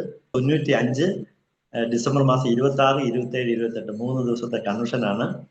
ചർച്ച് ബോർഡ് സഭ നടത്തുന്ന കൺവെൻഷനാണ്. അന്ന് അവിടെ ആ കൺവെൻഷൻ ലീഡ് ചെയ്തത് ചർച്ച് ബോർഡിന്റെ central pastor Mathew K Philip എന്നുള്ള ദേവദാസനാണ്. ഒരുപക്ഷെ ഇപ്പോൾ അദ്ദേഹം അമേരിക്കയിലാണെന്നാണ് എൻ്റെ അറിവ്. അദ്ദേഹത്തിന്റെ അടുത്ത് ആ ടേപ്പ് ഉണ്ട്. അന്ന് ടേപ്പ് ചെയ്തിട്ടുണ്ടല്ലോ, ഈ ഓല കാസറ്റ്, അദ്ദേഹം പ്രസംഗം ടേപ്പ് ചെയ്തിട്ടുണ്ട്. ഞാനിത് ഒരു പക്ഷെ പറയുന്നത് അദ്ദേഹം കേൾക്കുന്നുണ്ടാകും, കേൾക്കാൻ അവസരം ഉണ്ടാവട്ടെ എന്ന് ഞാൻ ആഗ്രഹിക്കുന്നു. ആ ചെറുപ്പക്കാരൻ എഴുന്നേറ്റ് പ്രസംഗിച്ചു, യേശു ക്രിസ്തു ഇന്നലെ ഇന്നും എന്നും അനന്യൻ തന്നെയാണ്. ഇന്നലകൾ അവൻ ആരായിരുന്നു എന്നുള്ള പ്രസംഗമായിരുന്നു ആദ്യത്തെ ദിവസം. ആ പ്രസംഗം കേട്ടുകൊണ്ട് ഞാനിരുന്നു. എൻ്റെ പൊന്നു ദൈവമക്കളെ, ആ ദേവദാസന്റെ പ്രസംഗം എന്ന് പറഞ്ഞത് ഒന്നൊന്നര പ്രസംഗമായിരുന്നു. ഒരു പ്രാവശ്യം മാത്രം ബൈബിൾ തുറന്ന് പിന്നെ ബൈബിളെ തുറന്നില്ല. പിന്നെ ഈ എന്താ പറയാ, ഈ നെല്ലിക്കച്ചാക്കുന്ന നെല്ലിക്ക ഊരി വരുന്ന വചനം ഇങ്ങനെ ഒഴുകുകയാണ്. ഇതിന്റെ ഇടയ്ക്ക് നമ്മുടെ മഹാത്മാഗാന്ധിജി, മറ്റേ ഇന്ദിരാഗാന്ധി, പിന്നെ സ്വാമി വിവേകാനന്ദൻ, പലരും ഉണ്ട്. പല കഥാപാത്രങ്ങളെയും പുള്ളി അതിനകത്ത് കൊണ്ടുവരുന്നുണ്ട്. പിന്നെ അവര് പറഞ്ഞ വാക്കുകൾ, ബൈബിളിൽ വചനങ്ങൾ ഇങ്ങനെ പറഞ്ഞു. എന്റെ പ്രസംഗം കേട്ട് ഇരുന്ന് പോകുന്ന ഒരു പ്രത്യേക ശൈലിയാണ് പുള്ളിയുടെ. ഞാനങ്ങ് ഇരുന്ന് കൊടുത്തു. അവസാനം അദ്ദേഹം രോഗികൾക്ക് വേണ്ടി പ്രാർത്ഥിക്കാൻ തീരുമാനിച്ചു. അദ്ദേഹത്തിന് ദൈവം ചില രോഗവിവരങ്ങൾ കാണിച്ചു കൊടുത്തു. ബ്രസ്റ്റ് ക്യാൻസർ, ആണി രോഗം, പാണ്ഡുരോഗം, പല വിഷയങ്ങളും. ഒരു ചെറുപ്പക്കാരൻ എളിയിൽ കത്തിയുമായിട്ട്, ഒരു മുസ്ലിമിന്റെ പേര് പറഞ്ഞു, എളിയിൽ കത്തിയുമായിട്ട് പ്രതികാര ചിന്തയോടെ പോകുന്നു. യേശു നിന്നെ കാണുന്നു ബ്രദർ, നീ അത് പ്രതികാരം ചെയ്യരുത്, യേശു പ്രതികരിച്ചോ, നീ ചെയ്യരുത് എന്നൊക്കെ പറഞ്ഞിട്ട് പുള്ളി പ്രസംഗിക്കുകയാണ്, പറഞ്ഞുകൊണ്ടിരിക്കുക. അങ്ങനെ പലരുടെ പേര് വിളിച്ചു. അങ്ങനെ പേര് വിളിക്കപ്പെട്ടവനും രോഗവിവരം വിളിക്കപ്പെട്ടവനും ദയവായി മുന്നോട്ട് വരിക എന്ന് പറഞ്ഞു. എല്ലാവരും കസേര നേരിട്ട് സ്റ്റേജിലേക്ക് പോയിക്കൊണ്ടിരിക്കുകയാണ്. ഞാനിതെല്ലാം കണ്ടുകൊണ്ട് ഏറ്റവും പുറകില് മരക്കൊമ്പിൽ ഇരിക്കുകയാണ്. അദ്ദേഹം ആ സ്റ്റേജിൽ അങ്ങോട്ടും ഇങ്ങോട്ടും നടക്കുന്നു, മയക്കും പിടിച്ചുകൊണ്ട് അദ്ദേഹം നടന്നുകൊണ്ടിരിക്കും. പെട്ടെന്ന് സ്റ്റെക്കായി, അവിടെ നിന്നു സ്റ്റോപ്പായിട്ട് പുള്ളി പെട്ടെന്ന് പറഞ്ഞു, ഓ എനിക്കുള്ളവരെ ഞാൻ പേര് ചൊല്ലി വിളിക്കും. പരിശുദ്ധാത്മ പറയുന്നു, ഞാൻ എനിക്കുള്ളവരെ പേര് ചൊല്ലി വിളിക്കും. ബ്രദർ ശാശി, ബ്രദർ ശശി, നിന്നെ യേശു കണ്ടിരിക്കുന്നു. അപ്പൊ ഞാനാണോ എനിക്ക് ഞാനാകാൻ സാധ്യതയില്ല. White pant, white shoe, green ജീൻസിന്റെ ഷർട്ട് നീട്ടിരിക്കുന്നു. ഞാൻ നോക്കി, കറക്റ്റാ, വേഷം കറക്റ്റാ. തോൾസഞ്ചി ഉണ്ട്. ബൈക്ക് ആക്സിഡന്റ് നടുവുടഞ്ഞവനായി നീ മരക്കൊമ്പിൽ കയറിയിരിക്കുന്നു എന്ന് പറഞ്ഞു. ഇത് വേറെ വല്ലതും വേണോ? ഉടനെ അദ്ദേഹം പറയാം, ബ്രദർ ശാശി, ഏകദേശം 10 വർഷങ്ങൾക്ക് മുൻപ് ഈ ലോകത്തിലെ വൈദ്യന്മാർ നിന്നെ കൈവിട്ടു.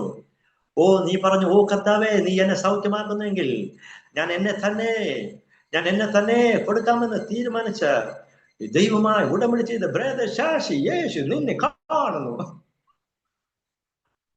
ശാങ്കുതാകുന്നു. യേശുവിനെ ഒളിച്ചൊന്നും അവന് മറവായതൊന്നുമില്ല. ബൈബിൾ അങ്ങനെ പറയുന്നത്. ഞാൻ കൈപൊക്കി സറണ്ടർ ചെയ്തു. I to Jesus I am surrender എന്ന് പറഞ്ഞിട്ട് കൈപൊക്കിയതും കറണ്ട് പോകുന്ന കമ്പി കയറി കൈമുട്ടി കറണ്ട് അടിച്ച് ഞാൻ താഴെ വീണിട്ട് ഞാൻ മേൽപോട്ട് നോക്കിയപ്പോൾ അവിടെ ആ ബ്രദർ പറയാ, ബ്രദർ ശാശി, നീ ചിന്തിക്കുന്നു നിന്നെ തൊട്ടത് ഇലക്ട്രോണിക് പവർ എന്ന്. അല്ല, കർത്താവത്രേ, നീ നിന്നെ തന്നെ സമർപ്പിച്ചപ്പോൾ നിന്നെ യേശു തൊടുന്നത് ഞാൻ കണ്ടു. യേശു എന്നെ തൊട്ടത് ആ ബ്രദർ കണ്ടത്. അങ്ങനെയാണെങ്കിൽ യേശു എന്നെ തൊട്ടിട്ടുണ്ടെങ്കിൽ ഞാനൊന്ന് ചെക്ക് ചെയ്ത് നോക്കി, എന്റെ ആ ബോണ്, ആ എല്ല് യഥാസ്ഥാനത്ത് കിടക്കുന്നു. കാരണം യേശു തൊട്ടാൽ എന്താകുമെന്ന് ഞാൻ അനുഭവസ്ഥനാണ് 10 വർഷം മുമ്പ്. ആ ബ്രദർ അവിടെ പറഞ്ഞു, നിന്നെ തൊട്ടത് ഇലക്ട്രോണിക് പവർ അല്ല, യേശു അത്രയും നിന്നെ തൊട്ടതെന്ന് പറഞ്ഞു. യേശുവാണ് തൊട്ടതെങ്കിൽ എന്റെ ബോൺ യഥാസ്ഥാനത്തായിരിക്കും എനിക്കറിയാം. ഞാൻ തൊട്ടു നോക്കി, കറക്റ്റാ, ആ കറക്റ്റ് പൊസിഷൻ ഒന്ന് കിടക്കുക. ഞാൻ തട്ടി കുനിഞ്ഞു, എഴുന്നേറ്റു, നോ പ്രോബ്ലം, എനിക്ക് സൗഖ്യം കിട്ടി. എന്നെ സൗഖ്യമാക്കണമെന്നൊന്നും ഞാൻ അവിടെ പ്രാർത്ഥിച്ചില്ല കേട്ടോ. എന്നെ യേശു തൊട്ടപ്പോ തന്നെ ഞാൻ സൗഖ്യമായി. സ്തോത്രം. ദയവായി മുന്നോട്ട് വരിക എന്ന് പറഞ്ഞു. ഞാൻ ഒറ്റ ഓട്ടം വെച്ചു കൊടുത്തു. എങ്ങോട്ട്? സ്റ്റേജിലേക്ക് കയറിയപ്പോഴേ ഈ താടിക്കാരൻ മാത്യു ഫിലിപ്പ് പാസ്റ്റർ, അവിടെ വേറെ കുറെ പാസ്റ്റർമാർ എന്നെ ബ്ലോക്ക് ചെയ്തു, തടഞ്ഞു. എവിടേക്കാണ്? കാരണം ഒരു തോൾ സെഞ്ചി, ഇത്രയ്ക്ക് മുടി, കയ്യിലൊരു സ്റ്റീൽ വള, കഴുത്തിലൊരു കുരിശ്, ഷർട്ട് ഇട്ടിട്ടുണ്ട്, ബട്ടൺസ് ഇട്ടിട്ടില്ല, കഴുത്തിൽ ഉള്ള ബനിയനാണ്. കാരണം ഞാൻ സിനിമ ഭ്രാന്തനായിരുന്നു, രജനി സ്റ്റൈലായിരുന്നു, രജനികാന്തിന് ഇഷ്ടമായതുകൊണ്ട് രജനി സ്റ്റൈലിലാണ് ഞാൻ നടന്നിരുന്നത്. ഇതെല്ലാം കൂടി കണ്ടിട്ട് ഒരു പ്രാകൃത വേഷമായിട്ട് അവർക്ക് തോന്നി.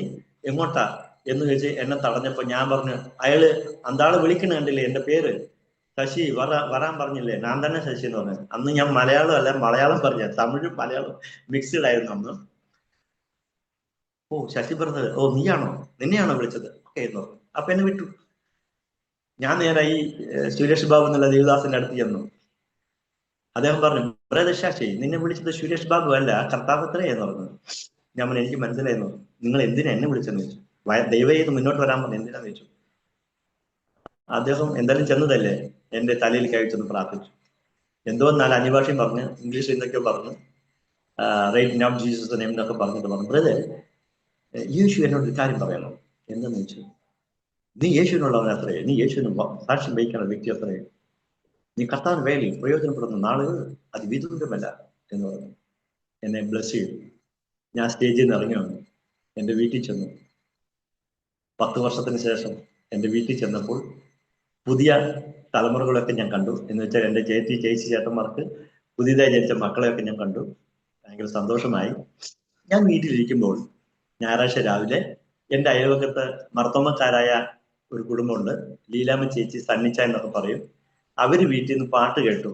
പോകണം ഒരു നാൾ കൂടാരം വിട്ടുന്ന പരദേശവാസികൾ എന്നുള്ള പാട്ട് എന്റെ ഹൃദയത്തിൽ ഇങ്ങനെ അലതല്ലിക്കൊണ്ടിരിക്കുമ്പോഴാണ് അടുത്തൊരു പാട്ട് വരുന്നു, അക്കരയ്ക്ക് യാത്ര ചെയ്യും സിയോൻ സഞ്ചാരി. ഈ പാട്ടും ഡ്രമ്മടിയും കയ്യടും കൂടി ലീലാമ്മ ചേച്ചിയുടെ വീട്ടിൽ നിന്ന് വരുന്നു.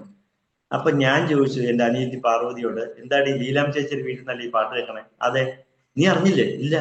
എടാ, ഇപ്പൊ അവര് പള്ളിയിലൊന്നും പോണില്ല, പിന്നെ അവര് വീട്ടിൽ തന്നെയാണ് കൈകൊട്ടും പാട്ടും. പിന്നെ ഇപ്പൊ അവരുടെ അച്ഛന്മാരുണ്ടല്ലോ, മറ്റും ഉടുപ്പിട്ട് വരുന്ന അച്ഛന്മാരല്ല, പിന്നെ സാധാരണ പാന്റ് ഷർട്ട് വരുന്ന അച്ഛന്മാരാന്ന് പറഞ്ഞു. അപ്പൊ എനിക്ക് കാര്യം പിടിയിട്ട്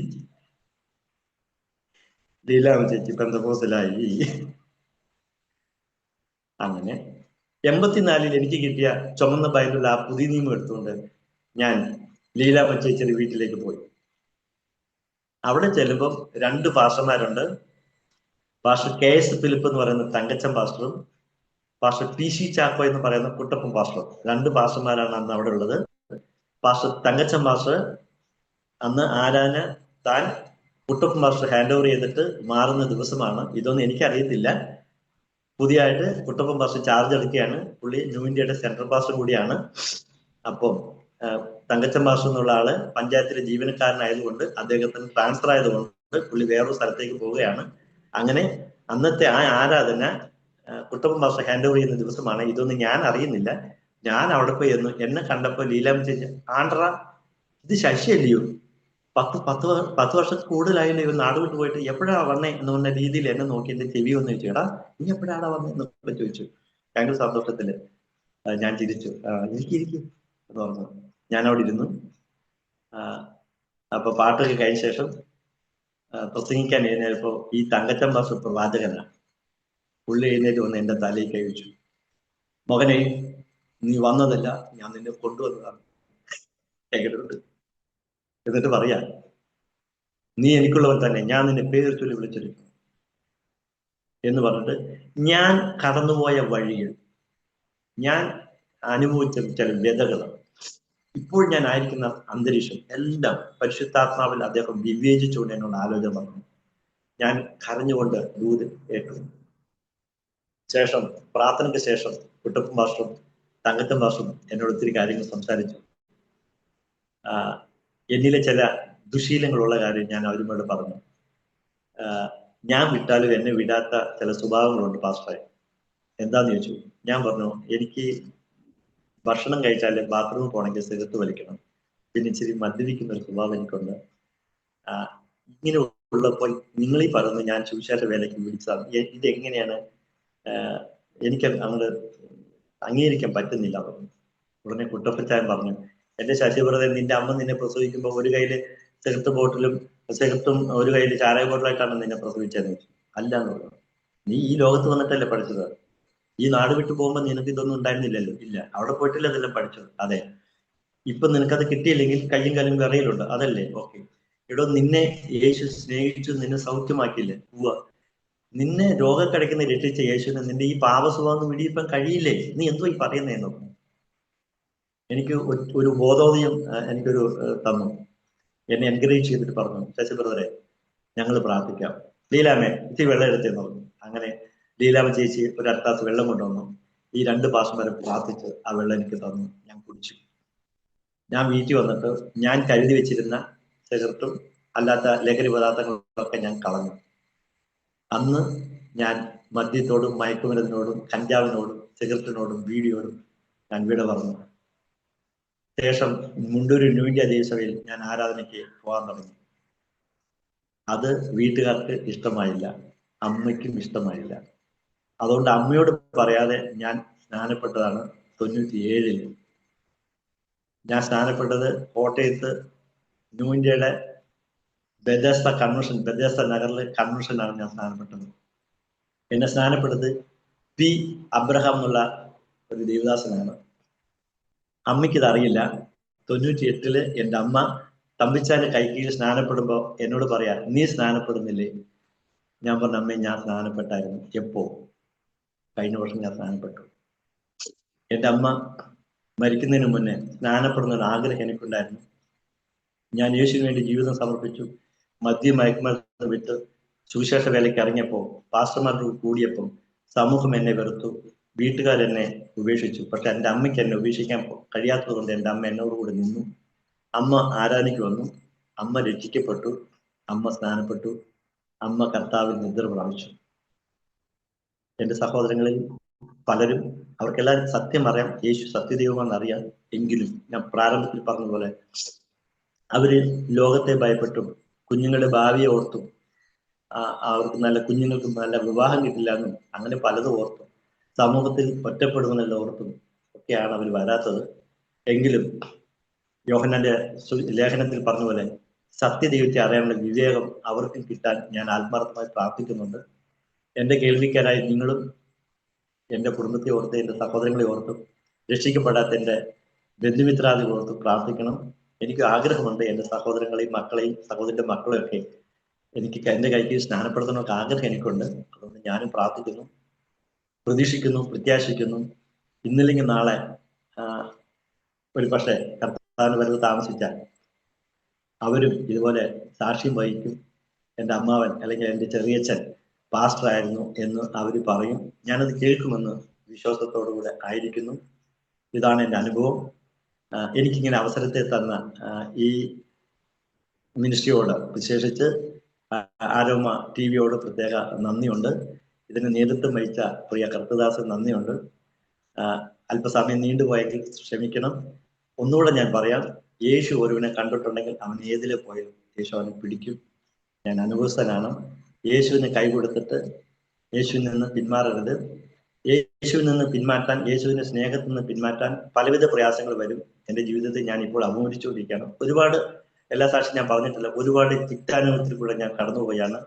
പക്ഷേ പൗലോസ് അപ്പോസ്തലൻ പറഞ്ഞു, ഇതൊന്നും ക്രിസ്തുവിന്റെ സ്നേഹത്തിൽ നിന്ന് എന്നെ വേർതിരിക്കില്ല. ഞാനും പറയുന്നു, കണ്ണുനീരോടും സന്തോഷത്തോടുമാണ് ഞാൻ ഈ പറയുന്നത്, ഈ ക്രിസ്തുവിന്റെ സ്നേഹത്തിൽ നിന്ന് ആർക്കും, ഈ ലോകത്തിനുള്ളോ വരുവാനുള്ളവനോ പണത്തിനോ രോഗത്തിനോ എൻ്റെ ബന്ധുമിത്രാദികൾക്കോ ആർക്കും എന്നെ ഈ ക്രിസ്തുവിന്റെ സ്നേഹം വേർതിരിക്കാൻ കഴിയില്ല. ഒരു കാലത്ത് ഞാൻ യേശുവിന്റെ സ്നേഹം അനുഭവിച്ചു. ഞാൻ യേശുവിന്റെ സ്നേഹം വിട്ട് ലോകപ്രകാരം നടന്നു, ഒരുപാട് തിക്താനുഭവത്തിലൂടെ പോയി. എന്നാൽ ഇനി ഒരിക്കലും യേശുവിനെ വിട്ട് ഞാൻ ജീവിക്കില്ല. ഇനിയുള്ള കാലം മുഴുവനും മരണപര്യന്തം ഞാൻ യേശുവിന് വേണ്ടി നിൽക്കും എന്നുള്ള ഉറച്ച തീരുമാനത്തിലാണ്. എൻ്റെ ഈ തീരുമാനം സ്വർഗം അംഗീകരിച്ചിട്ടുണ്ട്, ഞാൻ വിശ്വസിക്കുന്നു. ശേഷിക്കും കാലം കർത്താവിന് വേണ്ടി അധികമായി പ്രയോജനപ്പെടണമെന്നുള്ള ആഗ്രഹത്തോടെ ഞാൻ ആയിരിക്കുന്നു. ഓർക്കുമ്പോൾ ആ 84 കണ്ട പാസ്റ്റർമാരെ ഇന്നുവരെ ഞാൻ പിന്നെ അവരെ കണ്ടിട്ടില്ല. അവരെങ്ങാനും ഇത് കേൾക്കുന്നുണ്ടെങ്കിൽ നിങ്ങൾക്കൊരു കൂപ്പുകയും, നിങ്ങളെ ഞാൻ ഈ ലോകത്ത് വെച്ച് കണ്ടിട്ടില്ലെങ്കിൽ നിത്യതയിൽ ചെന്നാൽ എൻ്റെ കർത്താവിനോട് ചോദിക്കും, കർത്താവേ, നീ നിന്റെ സാക്ഷ്യം വഹിച്ച അപ്പാസ്റ്റർമാർ ഇതിലാരാണെന്ന് ഞാൻ ചോദിക്കും. കാരണം അവിടെ ഈ കാണുന്ന ചോക്ലേറ്റ് ശരീരമൊന്നും നമ്മൾ കാണത്തില്ല, എല്ലാം തേജസ്സിന്റെ ശരീരമായിരിക്കും. ആളെ തിരിച്ചറിയാൻ പ്രയാസമായിരിക്കും. എങ്കിലും ഞാൻ പറയട്ടെ, 84 യേശുവിനെ തന്ന ദേവദാസന്മാരെ, നിങ്ങളിത് കേൾക്കുന്നെങ്കിൽ നന്ദിയുണ്ട്. ഇനിയും അനേകരെ ക്രിസ്തുവിലേക്ക് നേടുവാൻ ദൈവം നിങ്ങളെ സഹായിക്കട്ടെ.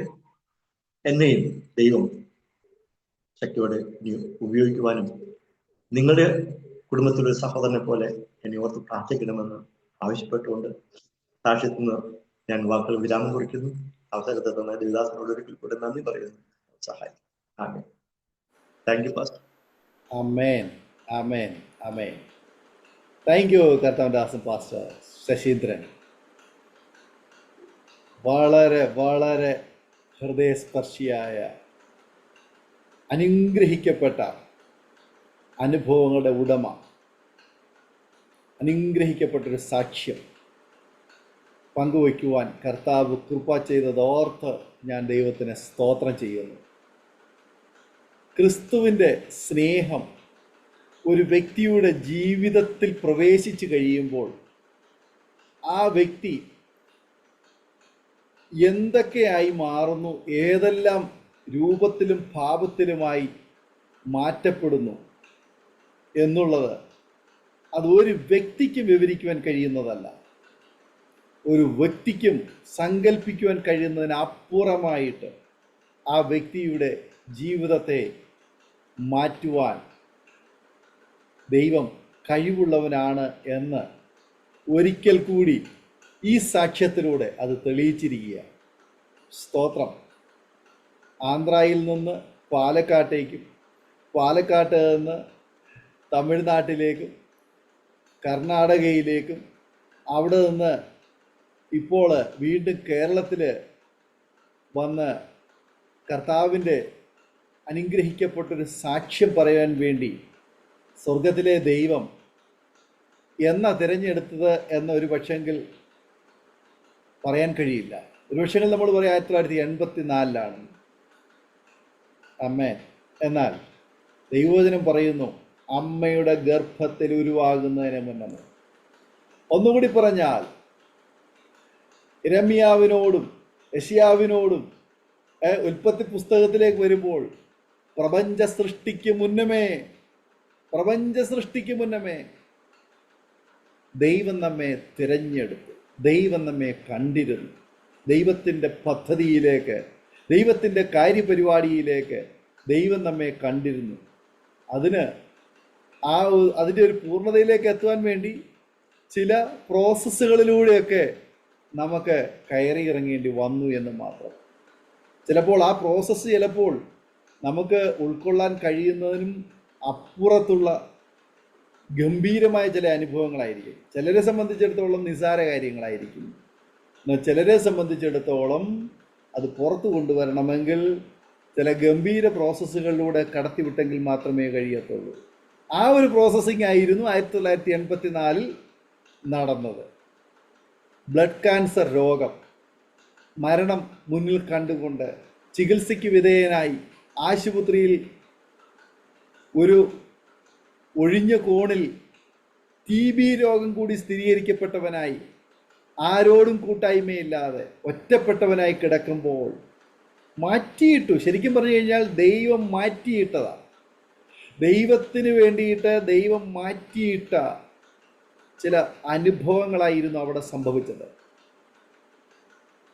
ആ ഹോസ്പിറ്റലിൽ ഒരുപാട് രോഗികൾക്ക് വേണ്ടി അവിടെ പ്രാർത്ഥിച്ചു. ഒരുപാട് രോഗികൾ അവിടെ ഉണ്ടായിരുന്നു. പക്ഷേ കർട്ടൻ്റെ കിഴുത്തയ്ക്കകത്തുകൂടി ആഗ്രഹത്തോടെ നോക്കിയിരുന്ന ആ വ്യക്തിയെ അന്വേഷിച്ച് അവിടെ കടന്നു വന്നത്, ഒന്നുകൂടി പറഞ്ഞാൽ അത്തിയുടെ മുകളിൽ ഒളിച്ചിരുന്ന സക്കായിയെ യേശു കണ്ടിട്ട് പേര് ചൊല്ലി വിളിച്ചിറക്കി അവൻ്റെ വീട്ടിൽ വന്ന് അവനെ അനുഗ്രഹിച്ചതുപോലെ ആ കർട്ടൻ്റെ കിഴുത്തയ്ക്കകത്തൂടെ നോക്കി അവിടെ വന്ന ആ താടിക്കാരനെയും ക്ലീൻ ഷേവുകാരനെയും നോക്കി അവരുമായിട്ടുള്ള സംഭാഷണം എനിക്ക് ഒത്തിരി ഇഷ്ടപ്പെട്ടു കേട്ടോ. ഒത്തിരി ഇഷ്ടപ്പെട്ടു. എനിക്ക് ഒത്തിരി സന്തോഷം തോന്നി അവരുമായിട്ടുള്ള ആ സംഭാഷണം. അതുപോലെ ഇവിടെ ദൈവദാസൻ്റെ ആ വാക്കുകളിലൂടെ അത് അവതരിപ്പിക്കുവാനിടയായി തോന്നി. വലിയ ഒരു വേറിട്ടൊരു അനുഭവമായിരുന്നു ആ സാക്ഷ്യം. സ്തോത്രം.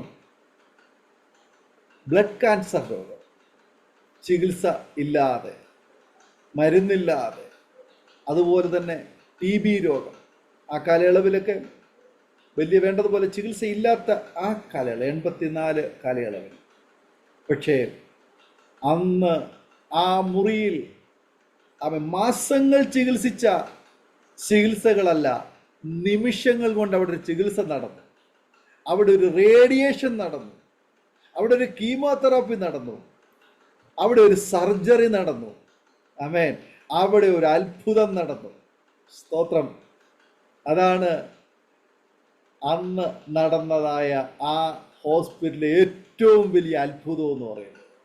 ആ ഹോസ്പിറ്റലിൽ നടന്ന ഏറ്റവും വലിയൊരു അത്ഭുതം, ഡോക്ടർമാർക്കും വൈദ്യശാസ്ത്രത്തിനും ചെയ്യുവാൻ കഴിയുന്ന, നൽകാൻ കഴിയുന്ന ഏറ്റവും വലിയ ചികിത്സയേക്കാൾ ഉത്തമമായ ഒരു ചികിത്സ അവിടെ അന്ന് നടന്നു. ആ താടിക്കാരനും ആ ക്ലീൻ ഷേവുകാരനും അവർ 2 ഡോക്ടർമാരായിരുന്നു.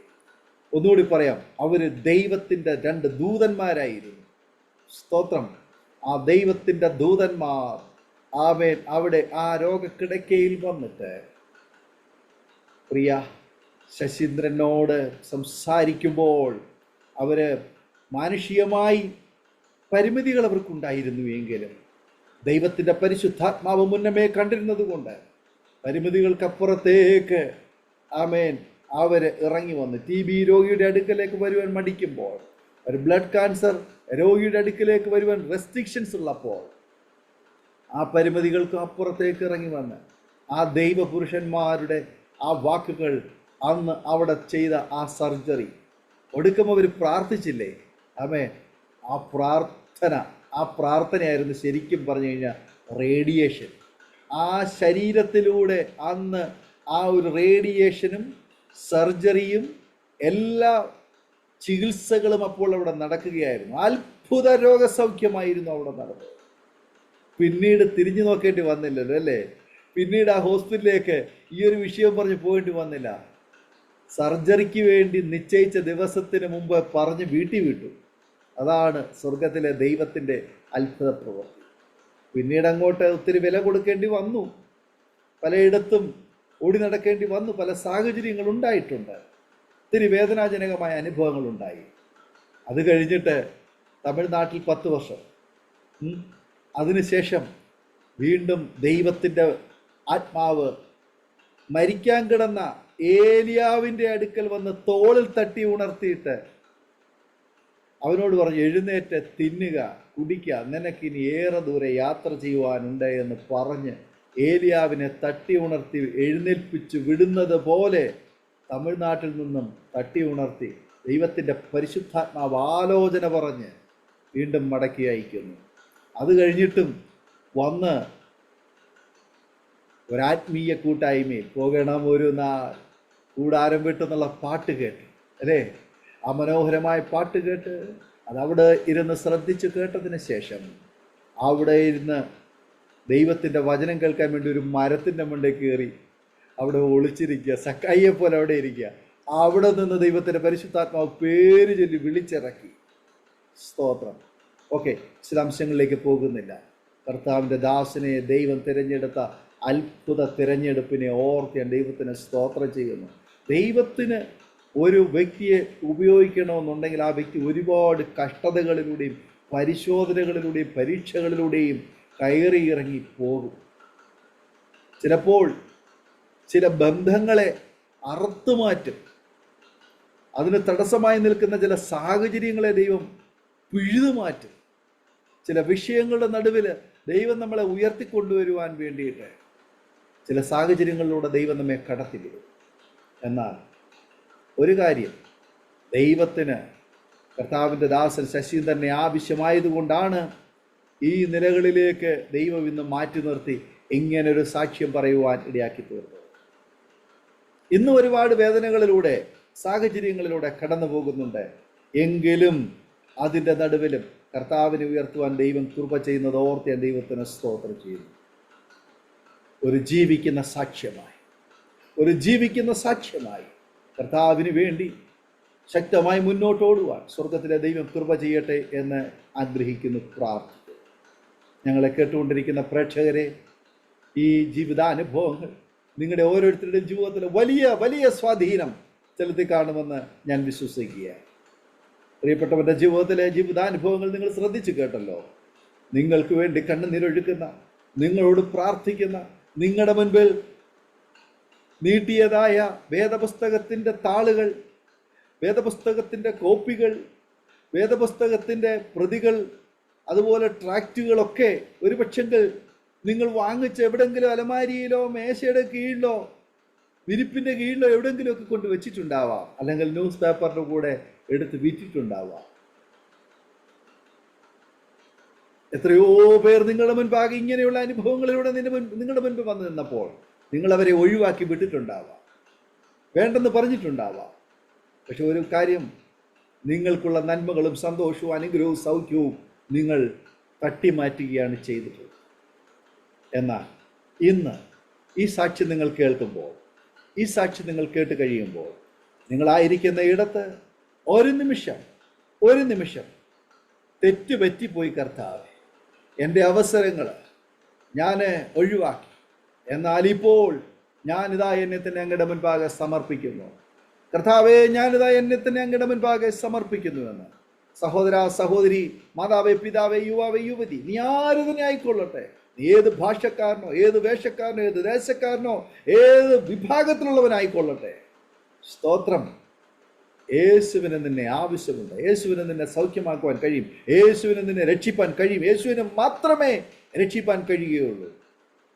ആകയാൽ യേശുവിനെ സ്വന്തം രക്ഷിതാവും കർത്താവുമായി ഹൃദയം കൊണ്ട് വിശ്വസിച്ച് വായ് കൊണ്ട് രക്ഷിക്കാൻ ഏറ്റു പറയുവാൻ, കർത്താവിന് വേണ്ടി നിന്റെ ജീവിതത്തെ സമർപ്പിക്കുവാൻ തയ്യാറാകുമെങ്കിൽ ഇന്ന് യേശു നിന്നെ വിടുവിക്കുവാൻ നിന്റെ അടുക്കലുണ്ട്.